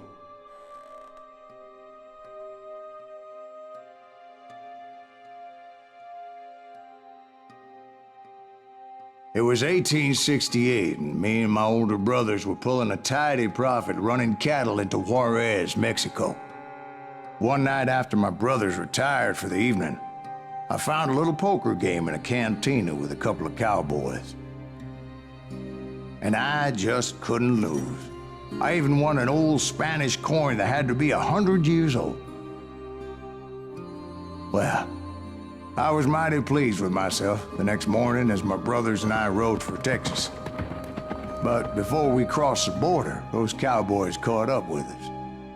It was Johnny Ringo, Roscoe Bob Bryant, and another asshole named Jim. They wanted their money back and everything else we had, including our lives, as those boys didn't want us coming for them later. Bob put that old Spanish coin in my mouth and said, "I won't have it said that I left you with nothing, boy." Well, those horses bolted, and there we hung as those bastards rode away.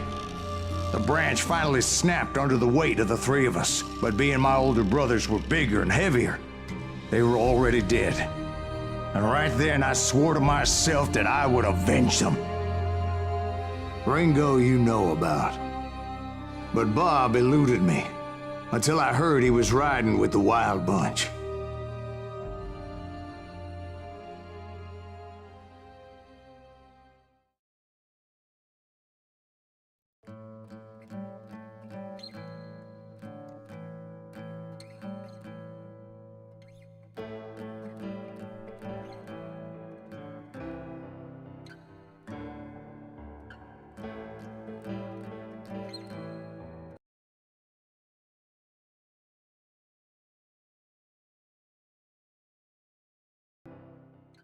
I'd been on their trail for months, ever since they left their hideout in the Bighorn Mountains. Led by Butch Cassidy, they were a loose association of outlaws who robbed banks and trains from Colorado to Montana. Among them was the Sundance Kid, and that murderous hombre I was tracking, Roscoe Bob Bryant. Were you a part of that giant Pinkerton posse after the Wild Bunch? No, boy. A circus like that would have slowed me down. Besides, I wanted Bryant all to myself. I'd heard about a large shipment of gold being transported to Wilcox, Wyoming on the Overland Flyer. I figured the Wild Bunch would likely hit such a treasure, and by God, I figured right.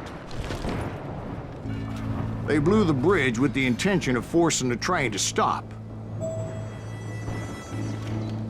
Well, I assumed the Wild Bunch was likely in the still intact part of the train high above, so I had no choice but to make my way up through the passenger cars dangling down. I was determined to make that sumbitch Bob pay for what he did to my brothers.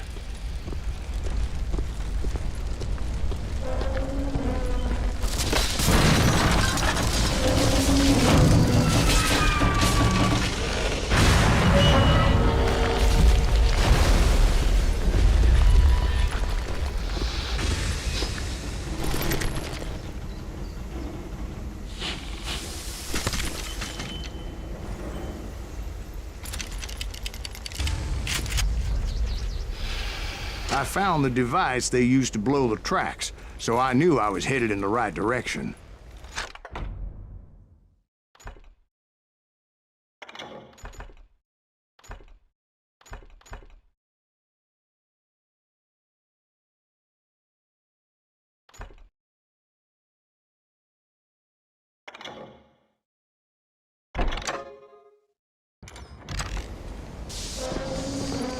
My ears are still ringing from blowing up that ridge. What'd you say? I can't hear a goddamn thing. Well, I made my way off unscathed and came upon a few members of the gang and had no choice but to dispatch them. Is that goddamn From there, I had to negotiate an even more precarious route.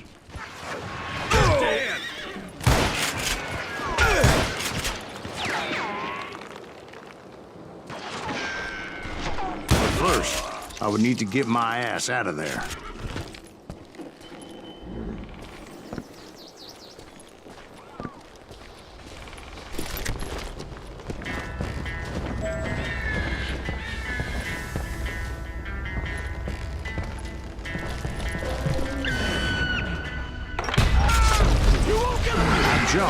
frying pan into the fire as the train was clearly fixing to fall. I had found the gang, but in order to find old Bob, I needed to fight my way forward past a whole passel of desperados. Outside, inside, any way I could, I made my way towards my prey. This asshole don't know who he is! Well, what about the passengers? It was mostly a freight train, as I recall. There were no passengers aboard that day.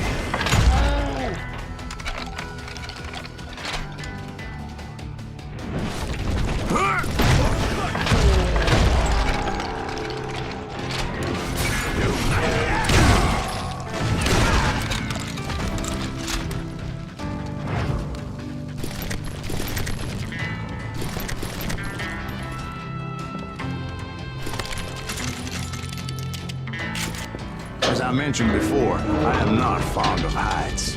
But I was too busy dodging bullets to worry about falling to my death. Odds were I was likely to die that day anyway. So I was determined to take down as many of those bastards as I could.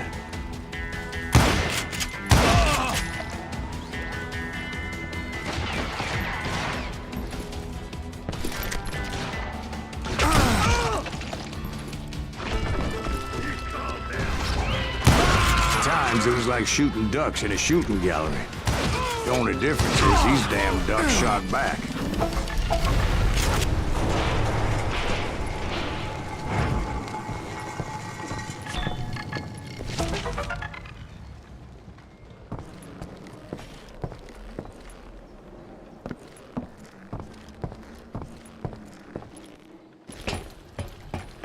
I kept hoping the law would show up and give me a hand. You mean like that giant Pinkerton posse that I read about? Did they come riding in, guns a-blazing to help?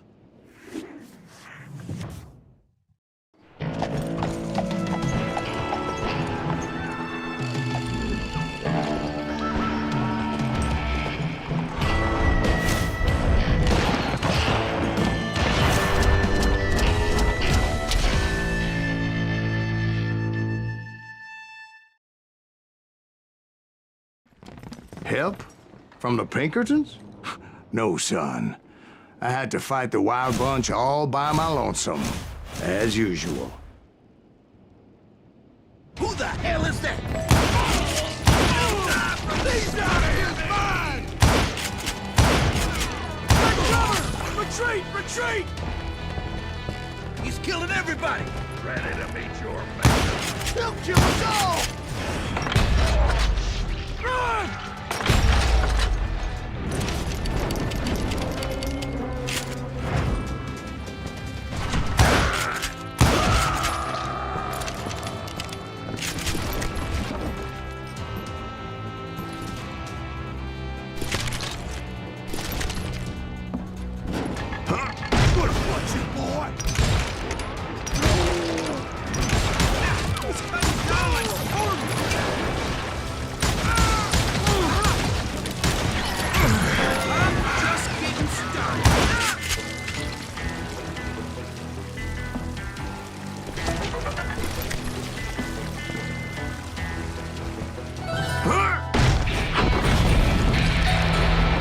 My guess is those dime novels didn't portray this as it happened, did they?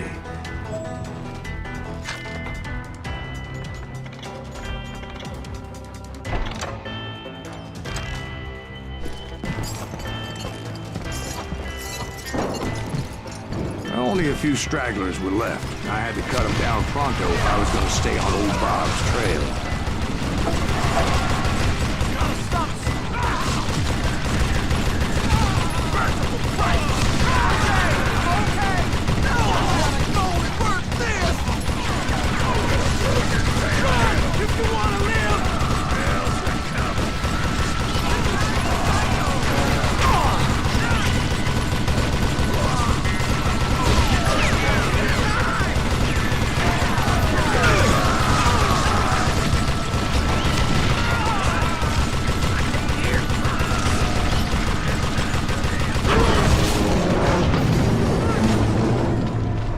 Once I silenced all those guns, I went searching for my nemesis, determined to finally have my justice. But the only survivor who welcomed me was George Flat-Nose Curry. Who was he?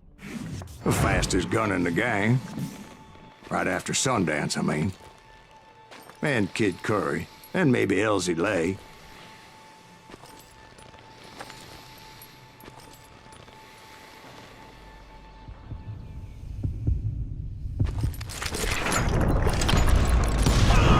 On that very same day, Butch Cassidy and the Sundance Kid decided to leave the Wild Bunch behind and decamped for South America.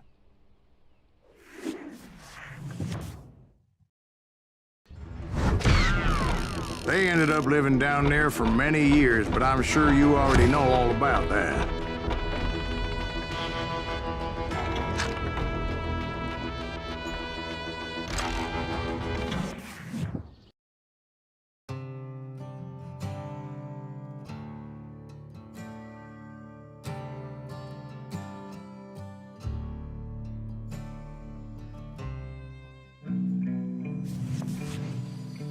I tried to find Bob Bryant, but it was as if he'd disappeared. Sometime later, I heard the Wild Bunch was back together. Kid Curry escaped from jail, and now he was running the whole shebang. So I took to their trail, as I was still in pursuit of my brother's killer and hoped that he was back with him.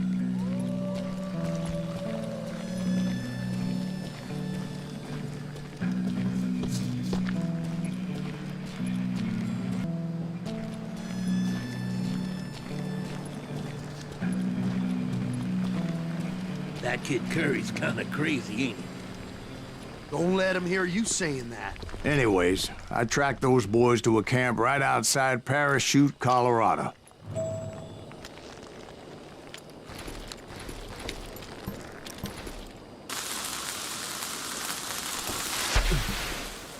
Being outnumbered, I didn't bother with a warning shot. I just started taking those bastards down.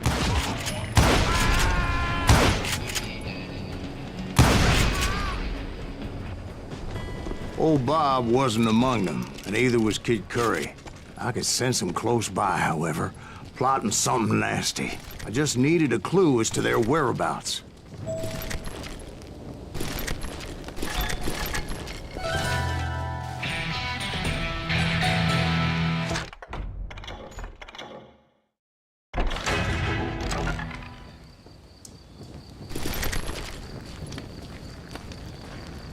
And I found one.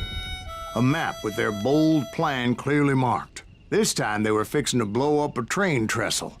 Property of the Union Pacific.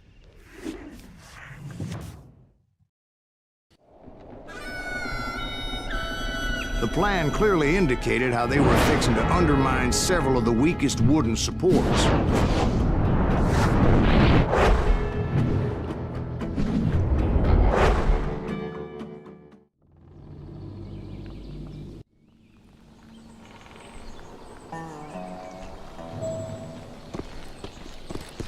Kid Curry was considered the wildest of the Wild Bunch. It was said that he fathered 85 bastard children, though some say it was only 5.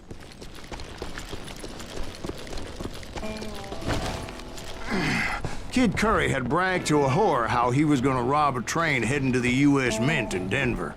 And that whore, Fat Sally, she told me.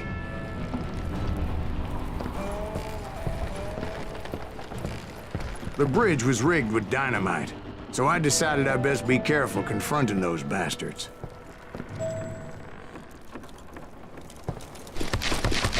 And I made it a point to remove any dynamite that I came across. A moment later, I saw a ladder that somehow had escaped my attention. Don't you blow us up now. Don't worry, I know what I'm doing.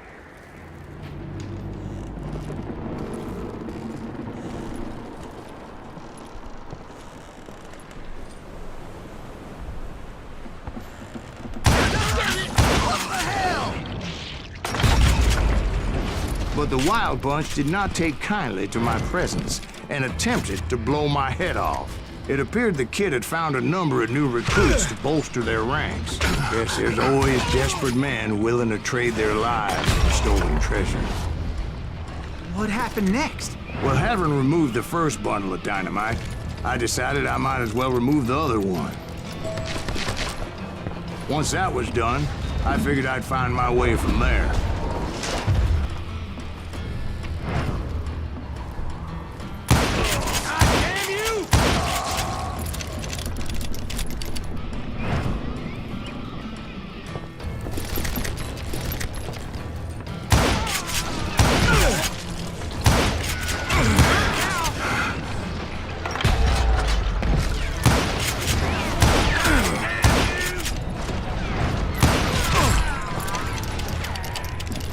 You're dead!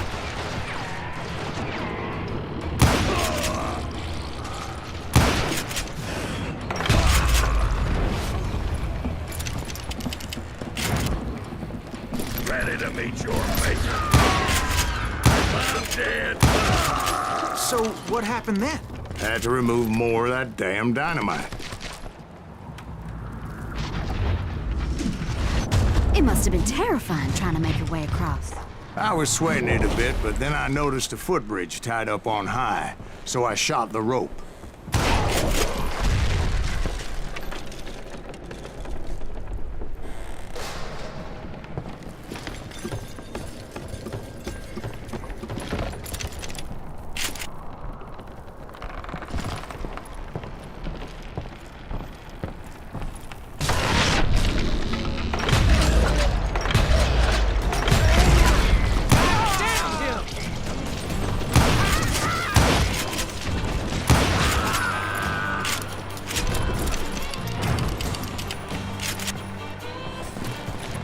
So that was all the dynamite? Funny you should mention that, darling. As actually there was a fourth charge impeding my progress. Once I removed it, my path was pretty clear.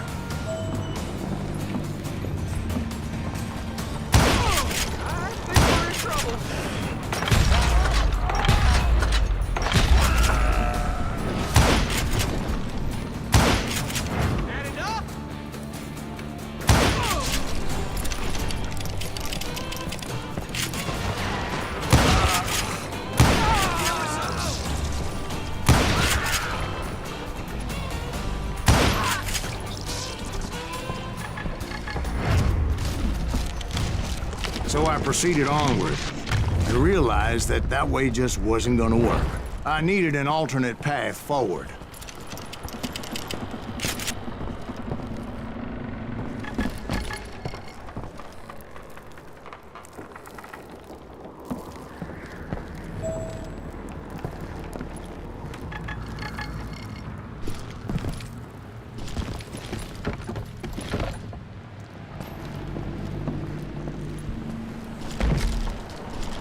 Of course, I had to tread carefully. Otherwise, I could, well, die.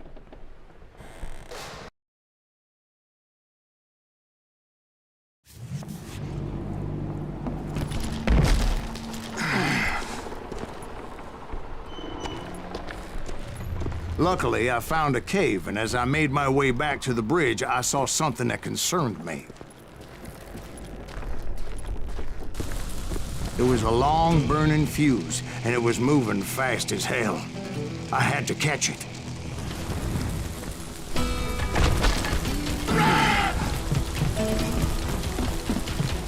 The burning fuse was so damn quick, I had to run like the wind.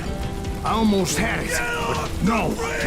Thought I was gonna have a coronary when I lost sight of those sparks. My heart was pounding like a sledgehammer. I knew that failure meant boom. Then, finally, at the last moment. Whew. Of course, I was successful, or clearly I wouldn't be talking to you folks here today. Naturally, I removed the last dynamite charge. Well, it was a touching reunion. But by this time, I was thoroughly exhausted and dragging my ass, as I was not a young man anymore.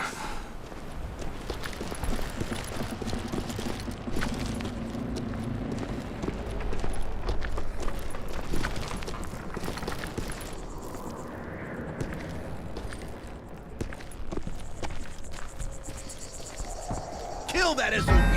Make him bleed! Send him to perdition! Finally, I found those boys. Or more precisely, they found me. He's crazier than Kid Curry me?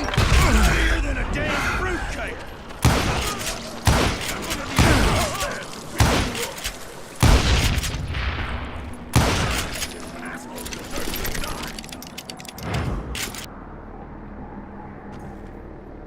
Shoot that asshole!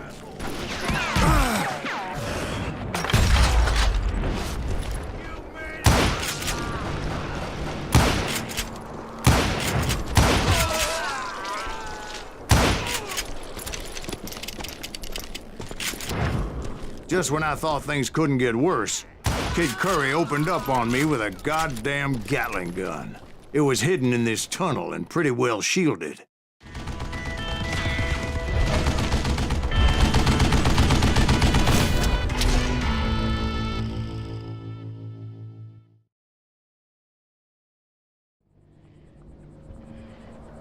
That's right! Run!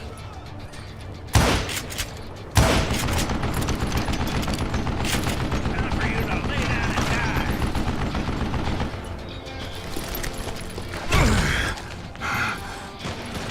I hit him! I think he's scared!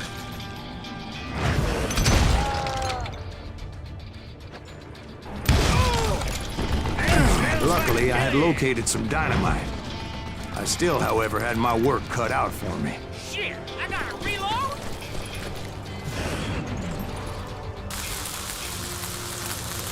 Damn! This is the last mistake you'll ever make!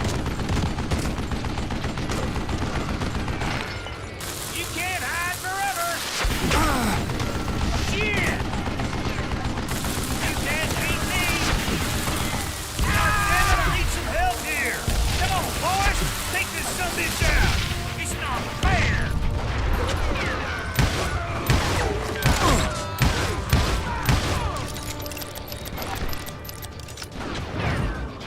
Get out of here!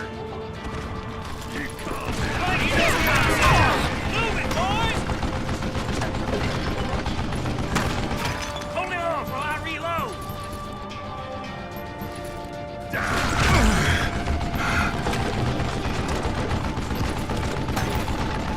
Enough? Still stand for you to lay down and die. Am I out of bullets already? Stand still so I can kill you.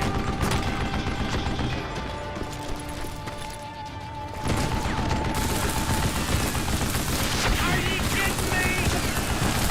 You can't beat me. It's not fair. Eat that bastard. Give me a hand here, goddammit. What you boy? The last mistake you'll ever make. Come here.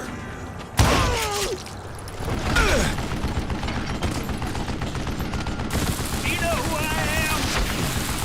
Damn!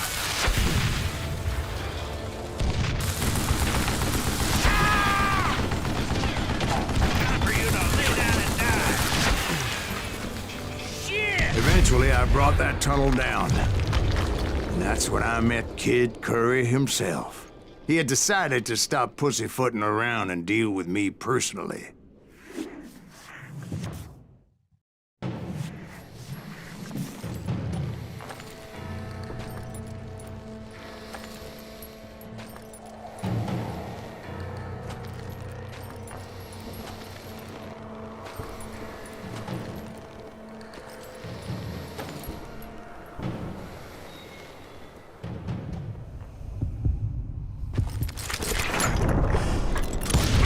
Fast as he was, I was just a bit faster.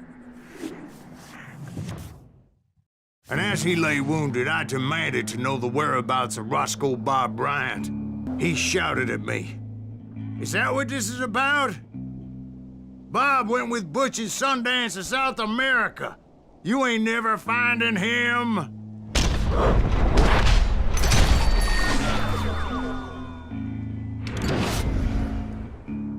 Those were his last words.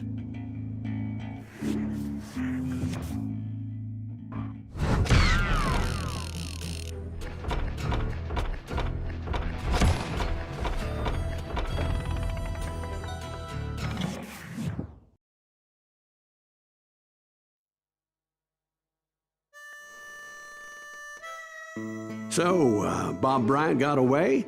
I knew I'd never find him in South America. What about the other killer? Yeah, you kinda glossed over that one. Well, I found Jim not long after my showdown with Ringo. At the time, he was riding with the James Younger gang. Did I neglect to mention that?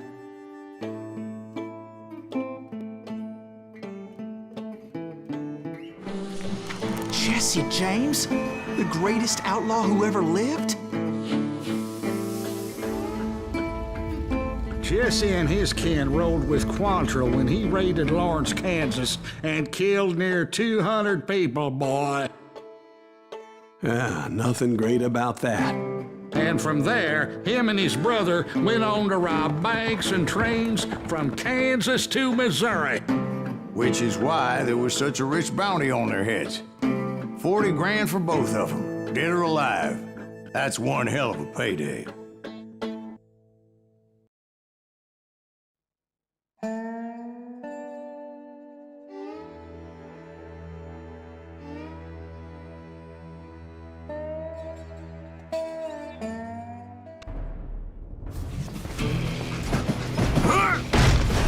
I confronted them as they were robbing a train. Bullets were flying at me from every which way. But I knew I'd have to fight my way forward if I was gonna find this Jim.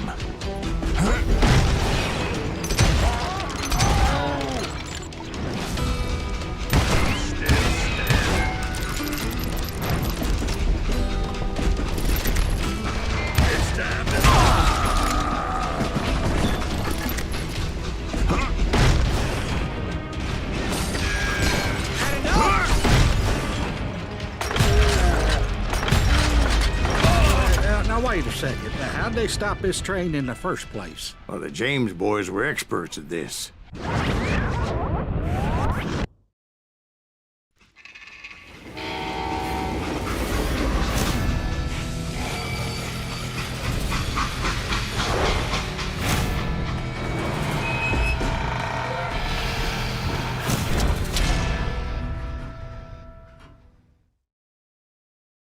They hopped a freight train having heard there was a big payroll in the express safe. So, I hopped the same train.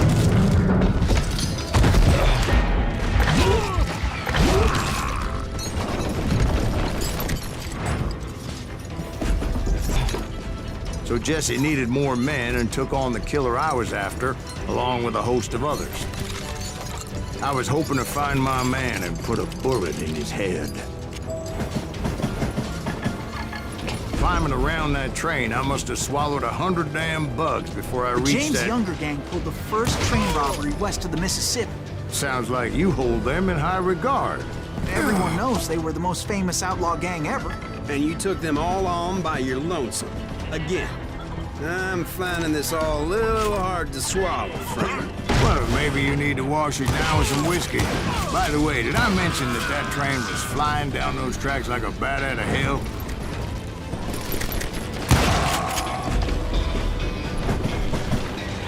Time to feel you on the leg. Come out, you yellow bastard! I think we're in trouble.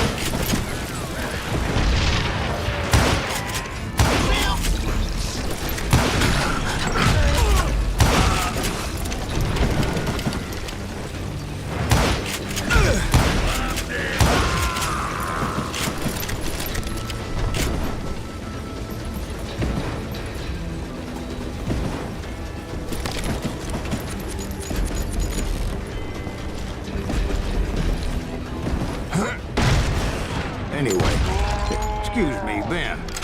Where would I find the gentleman's facilities? Suddenly I have an urgent need to drain my one-eyed snake. Well, I've had more than a few drinks, and I've been sitting here for quite a spell. Right through there. Let me show you.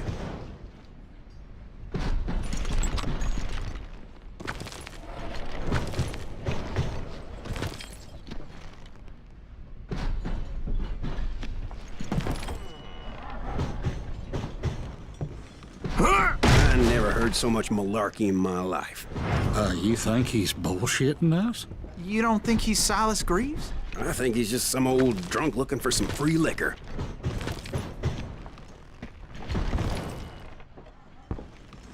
I don't know, Jack. I think I believe him. You don't think he met Jesse James? Oh, you gotta be kidding me. That story makes no sense at all. Jack. I mean, you gotta be 2 bricks short of a load to believe that cock and bull story. I don't agree. Jack, lay off the But bar. you seriously think that tired old man went toe-to-toe with Jesse James? Well, that's better. Did I mention that this Jim was married to the infamous Belle Starr? Of course, I didn't learn that until later. Anyway, I made my way forward the best I could. Around the sides, over the roof. At some point, some sumbitch saw me and shouted out, "It's the damn Pinkertons!" It's the damn Pinkertons! Now, I never worked for that lightning cocksucker, but I guess they assumed I was one of his assassins. Those evil bastards firebombed Jesse's mother's house and killed his stepbrother. So it's no wonder each and every asshole on that train wanted me dead. Everybody's always mistaking you for somebody else, aren't they? Why is that, I wonder? Don't rightly know, Jack. I'm just telling you how I remember it. I bet you are.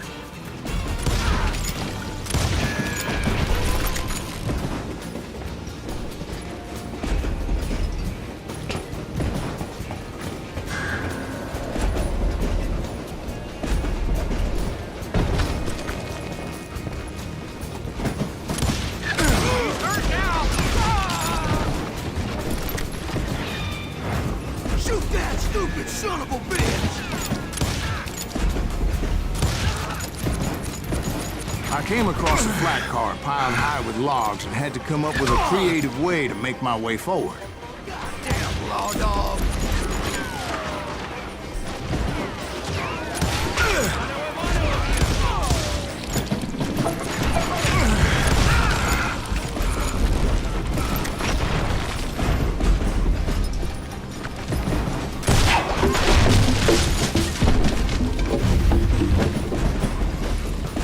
I wondered if I was ever gonna find the front of that train, or the bastard I was after. Right about then, I was attacked by some asshole on a Gatling gun. Well, seems like you run into a lot of them. Asshole? Gatling guns. Yes, I did. Now, I don't remember how I took it out. It was either a bullet or dynamite. Where would you find dynamite? Does it really matter, Jack? You're messing with the flow of the story here.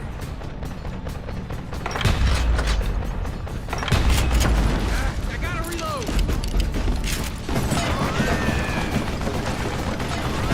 You're done.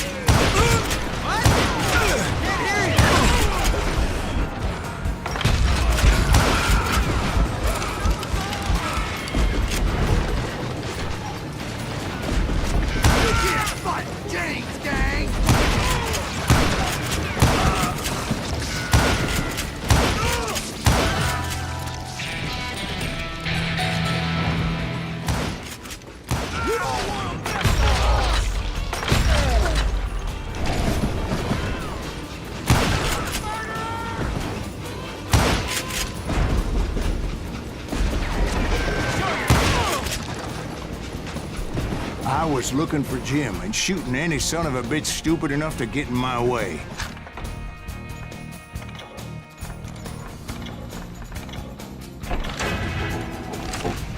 And that included Jesse James himself.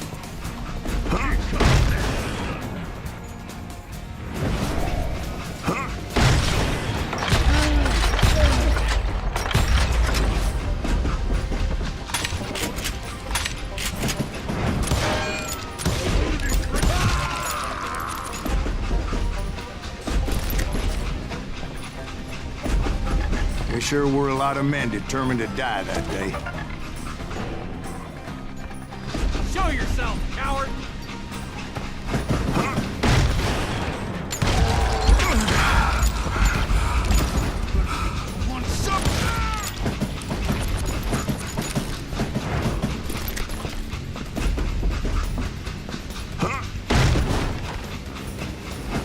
It was then that Jesse detached the express car from the rest of the damn train. I could see Jesse waiting for me, fixing to kill me so he could get away with all that money.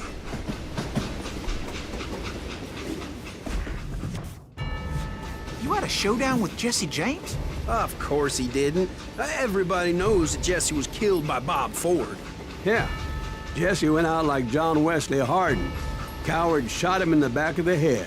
Guess it doesn't matter how far you run, does it, Ben? Your past always catches up with you.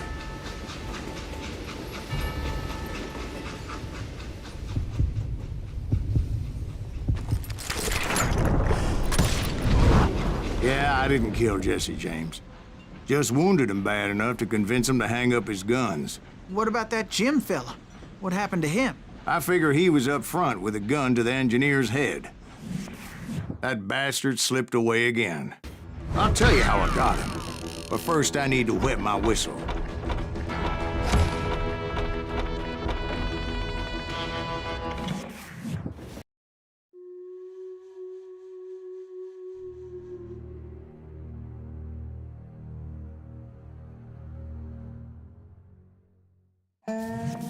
After my showdown with Jesse, I continued to track his brother, Frank, and that sumbitch Jim. I followed those bastards into the high mountains as they were going to ground. What mountains would that be? Somewhere in the Ozarks, I believe.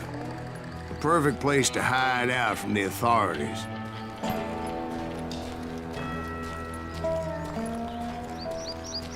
In fact, before I could find them, some Indians who fled the Reds and were hiding out from the military found me first. They probably thought I was a cavalry scout and didn't want me telling the military where they were. Indians? It could have been Cheyenne, but there was all sorts of renegades roaming the landscape back then.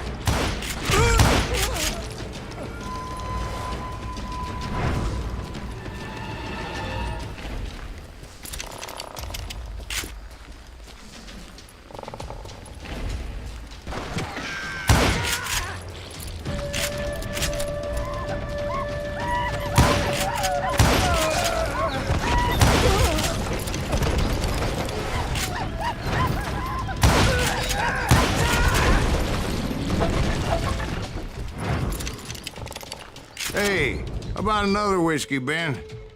Nothing better to soothe the troubled soul.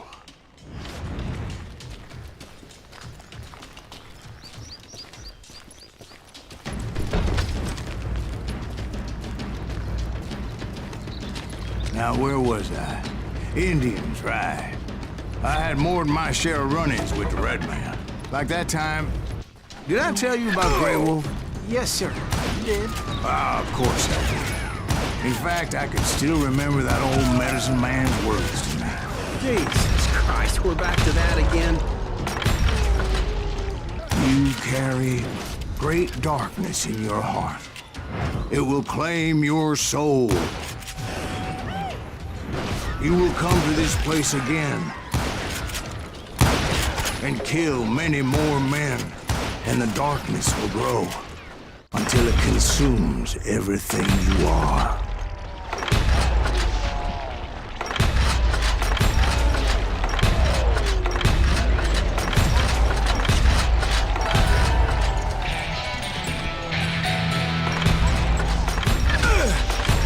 So, did you ever find him? Who? The man you are after. Let me ask you something, Ben. You ever think about death? Mr. Greaves, are you all right? Ooh, death. Oh, death. Won't you spare me over till another year? What is this? that I can't see, with ice cold hand taking hold of me. Well, I am death, none can excel. I'll open the door to heaven or hell. Oh, death, won't you spare me over till another year? So are you gonna answer the question? What question is that? Jim Reed. Did you ever find him? Reed was indeed that son-of-a-bitch's surname. That's right, Ben. A despicable character. I remember him laughing like a hyena that cold morning they lynched me and my brothers. He was intent on avoiding my vengeance, but nothing was gonna stop me. Nothing.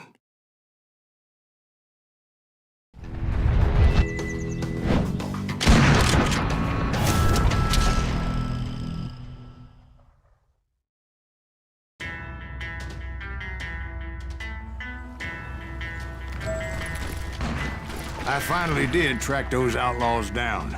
They had long rifles with scopes and were well positioned to pick off any poor soul who came anywhere close.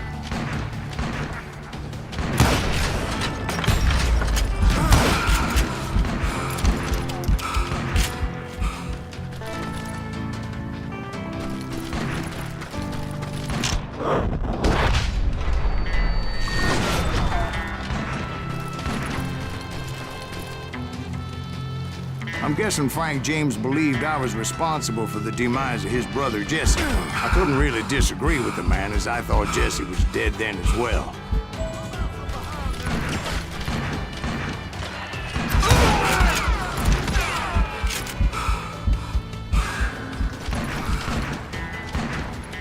He backed off as I closed in on him, but he was still intent on killing me.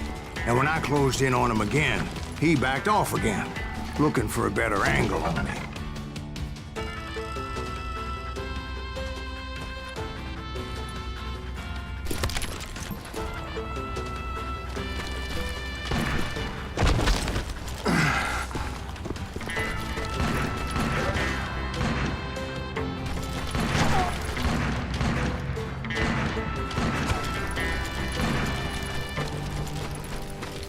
Hell, I can't fault Frank for wanting his revenge, as I was there for the same damn reason myself. At this point, I'm guessing you think Silas Greaves is a worse murderer than Jim Reed ever was. No, sir. A man who spent half his life killing somebody's brothers, fathers, sons. I think you were just looking for justice, sir. Is that what I was looking for, Dwight? Is that what it was? Justice?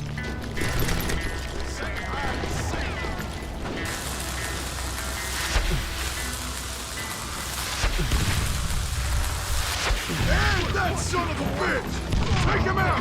He's just one man!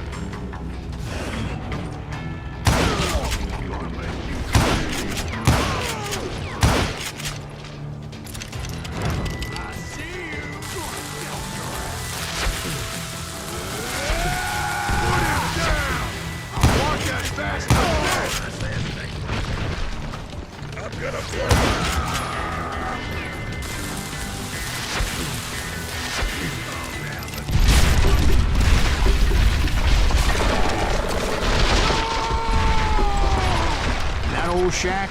Well, it went tumbling right off that cliff. With Frank James still in it? Yes, sir. But Frank James is still alive, living in Missouri, showing folks around the family farm for 25 cents a tour. I didn't say he died in the fall, now did I?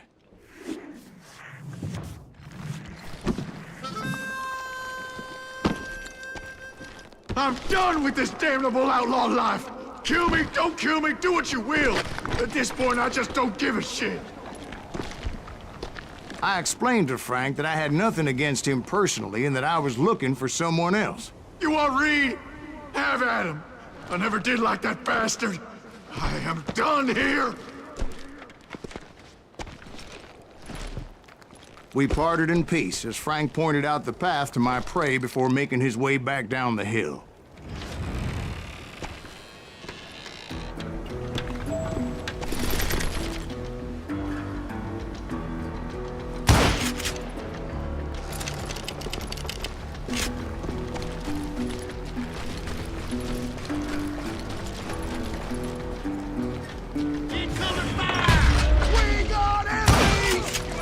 What happened with Reed? Well, I finally found the last of the gang hiding in a nearby cave. First, I had to dispatch the lookouts, as I was determined not to let that murderer escape my revenge again. But rather than wander in willy-nilly, I decided it would be better to smoke that sumbitch out. Hey, Reed! I shouted. No wonder you're so ornery. Can't be easy being married to Belle Starr. While you're off providing for the family, she's spreading her legs for every Tom, Dick, and Cole Younger. Not an attractive woman exactly, but very friendly. At least she was to me. Son of a bitch! It was then that the last bunch of bandits jumped out of hiding. Why won't this asshole give up? Will someone please kill him?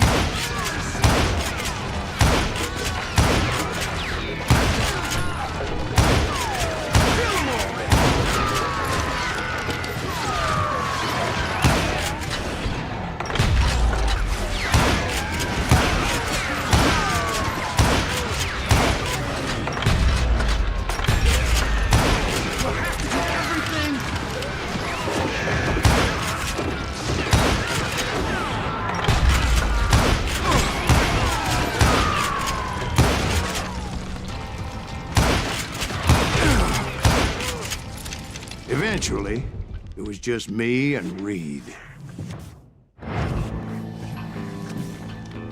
I had waited a long time to face him down, so I could repay him for what he did to my brothers.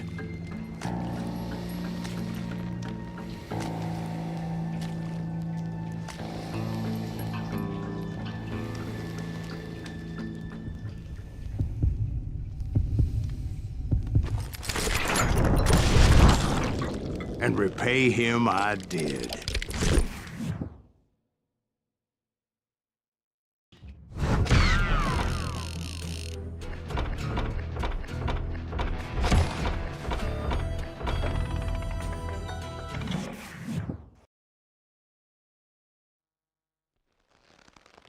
Well, I don't know about you boys, but I'm pretty beat. Well, it's too damn bad you never found that Bob character. Seems a shame he never had to pay.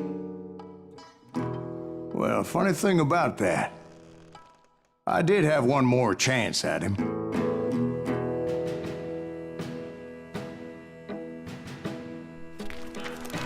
Six months ago, I heard that Butch and Sundance were back in the States and had gathered up some of their old gang. I tracked them down, hoping that Roscoe Bob Bryant had returned with them. So you're saying they didn't die down in Bolivia? That's what I'm saying.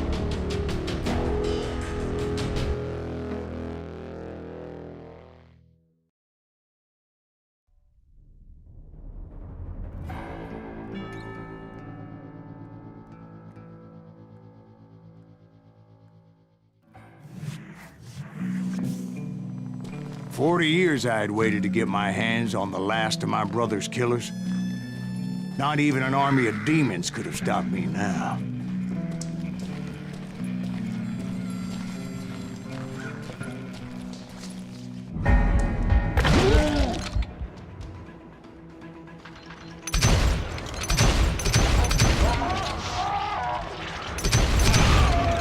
Both Johnny Ringo and Jim Reed fell fairly quickly. But the last one, Roscoe Bob Bryant. That son of a bitch had managed to escape my vengeance time and time again. couldn't even be certain I'd recognize him after all those years. By now, he had to be close to 70. But for all you know, he could have been dead. That thought had indeed crossed my mind, as did others. For instance, did my thirst for vengeance turn me into something worse than the man I was after? By this point in my storied career, I had killed more men than Bob Bryant ever had. I was furious as hell at that bastard for making me who I am. A man with no family, no friends, no purpose except shooting Bob Bryant dead.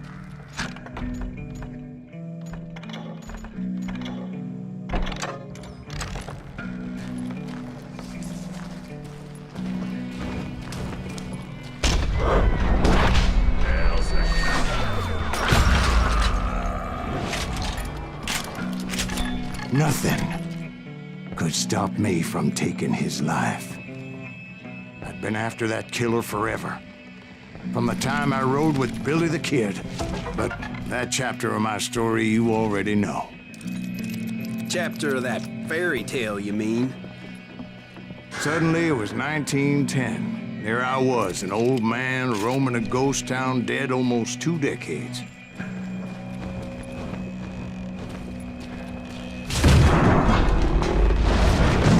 Falling apart, just like me.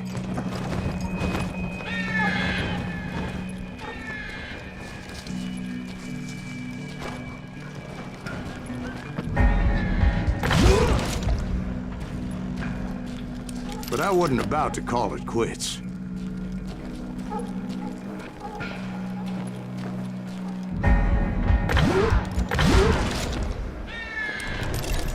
Even though the ghosts of my dead brothers were begging me to end what I started so long ago.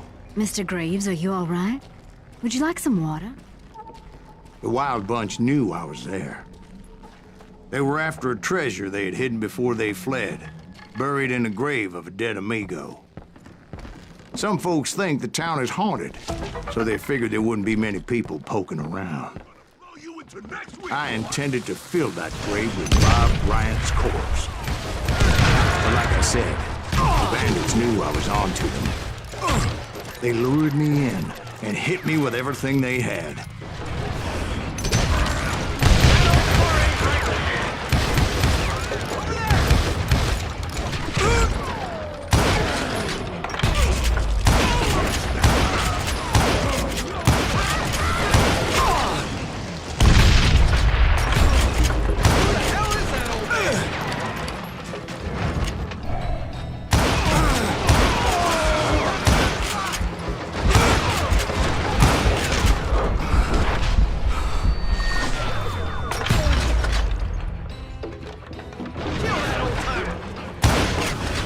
You obviously prevailed since you're sitting here telling us the tale. Actually, in that moment, I did not prevail. So I suppose we're talking to a ghost.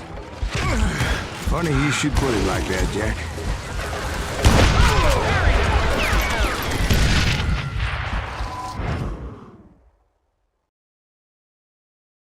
Because when I woke up... From the dead? There was silence all around me. I could swear to God I saw Billy then. Billy who? Billy the Kid.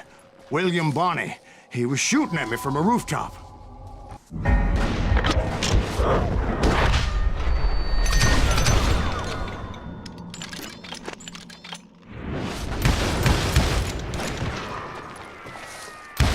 So I am right. You are touched in the head.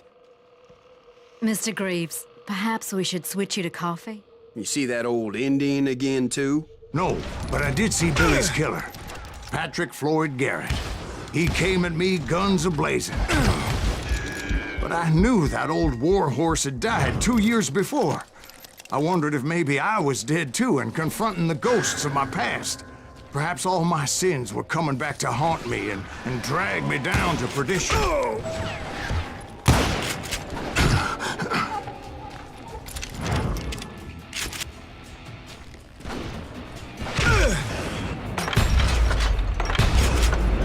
Henry Plummer throw dynamite at me.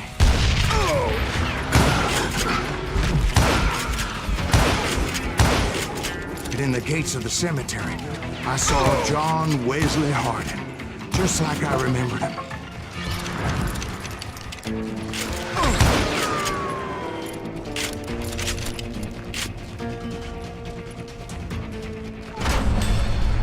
Robert Ollinger appeared with his terrible double-barrel shotgun. But no ghost army was stopping me. My father-in-law got hit with a fallen branch. He spent the rest of his life talking to dogs. Newman Hayes Clanton, William Brocious, John Peters Ringo, they all wanted me dead.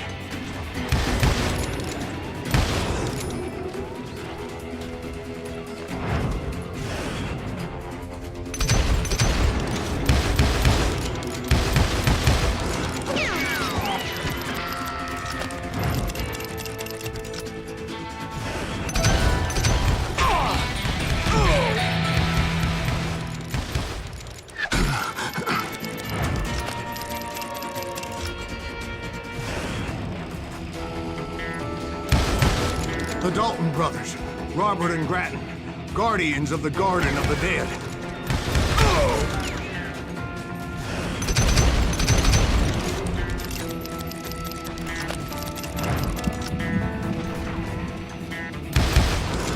George Curry and Harvey Logan, alias Kid Curry, both thirsty for vengeance from the great beyond.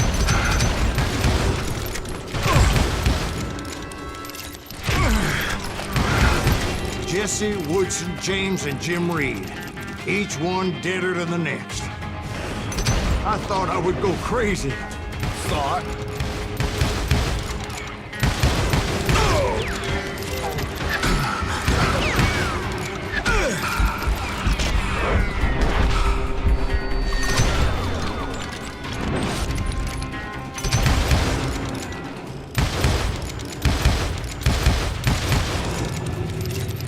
Finally, I saw Harry Alonzo Longabaugh. The Sundance Kid? Like a general leading his Legion of the Dead. You told us before you seemed alive. He was alive.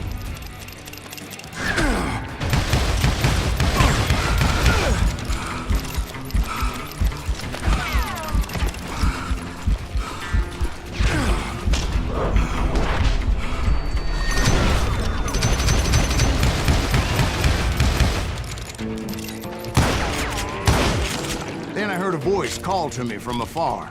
It was Robert Leroy Parker, a.k.a. Butch Cassidy, coming at me from out of the fog. Thanks for taking care of that bastard.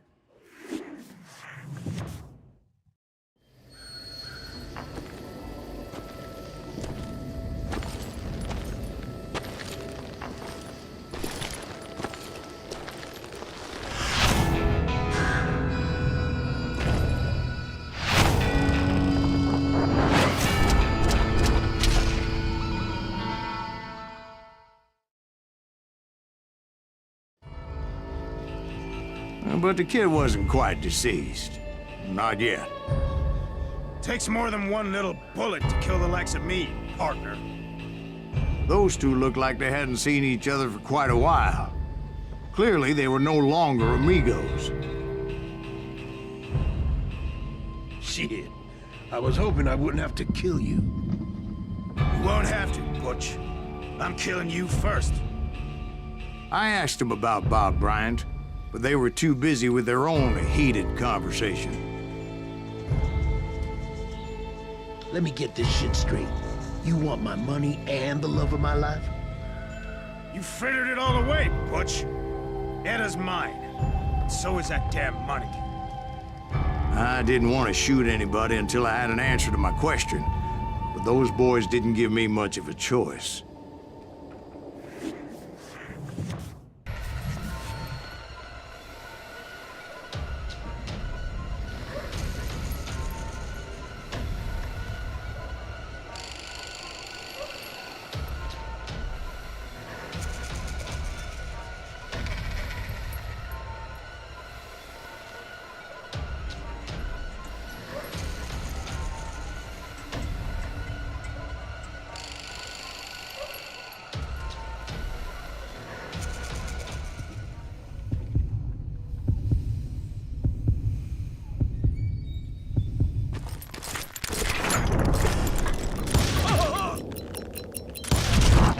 Butch Cassidy and the Sundance Kid died there in that cemetery not 6 months ago.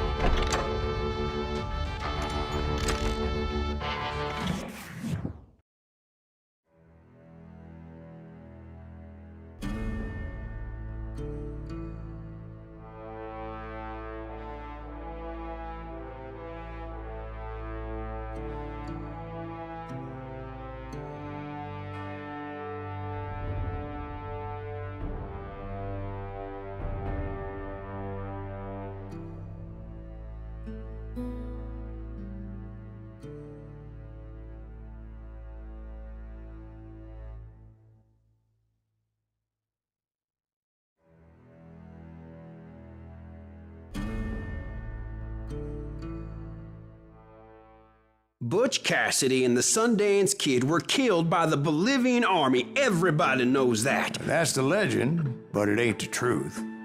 So, you never found Bob? There is no Bob. This old sumbitch ain't even Silas Greaves. Sir, is that true? Have you been pulling our legs this whole time? Well, not the whole time. Oh, man, I think you've worn out your welcome here. Maybe you're right, Jack. Maybe it's time to pay. You see, Ben, or should I say Bob, your past always catches up with you. I was a different man back then, crazy. Drinking, I changed my ways, I swear to you. If I could turn back the clock, But you can't, Bob.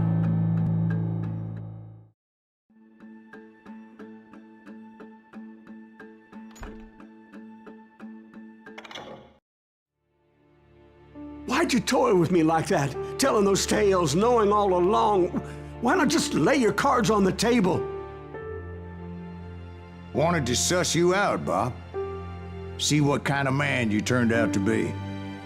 Maybe prod you into drawing on me. See, all those years on your trail turned me into a killer. Can't even remember who I was before you tried to murder me. You, on the other hand, walked that very same path in exactly the opposite direction. What do you mean by that?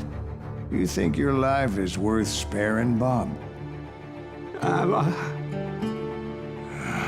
Boy, what's your name again?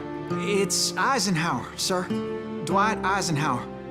What do you plan to do with your life, Dwight Eisenhower? Tomorrow I'll be leaving for West Point, sir. So, you want to be a soldier? Well, then do it right, son. Don't tear down the world out of anger and spite like I did.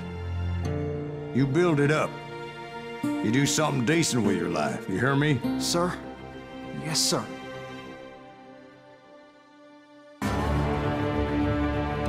I won't have it said I left you with nothing, Bob.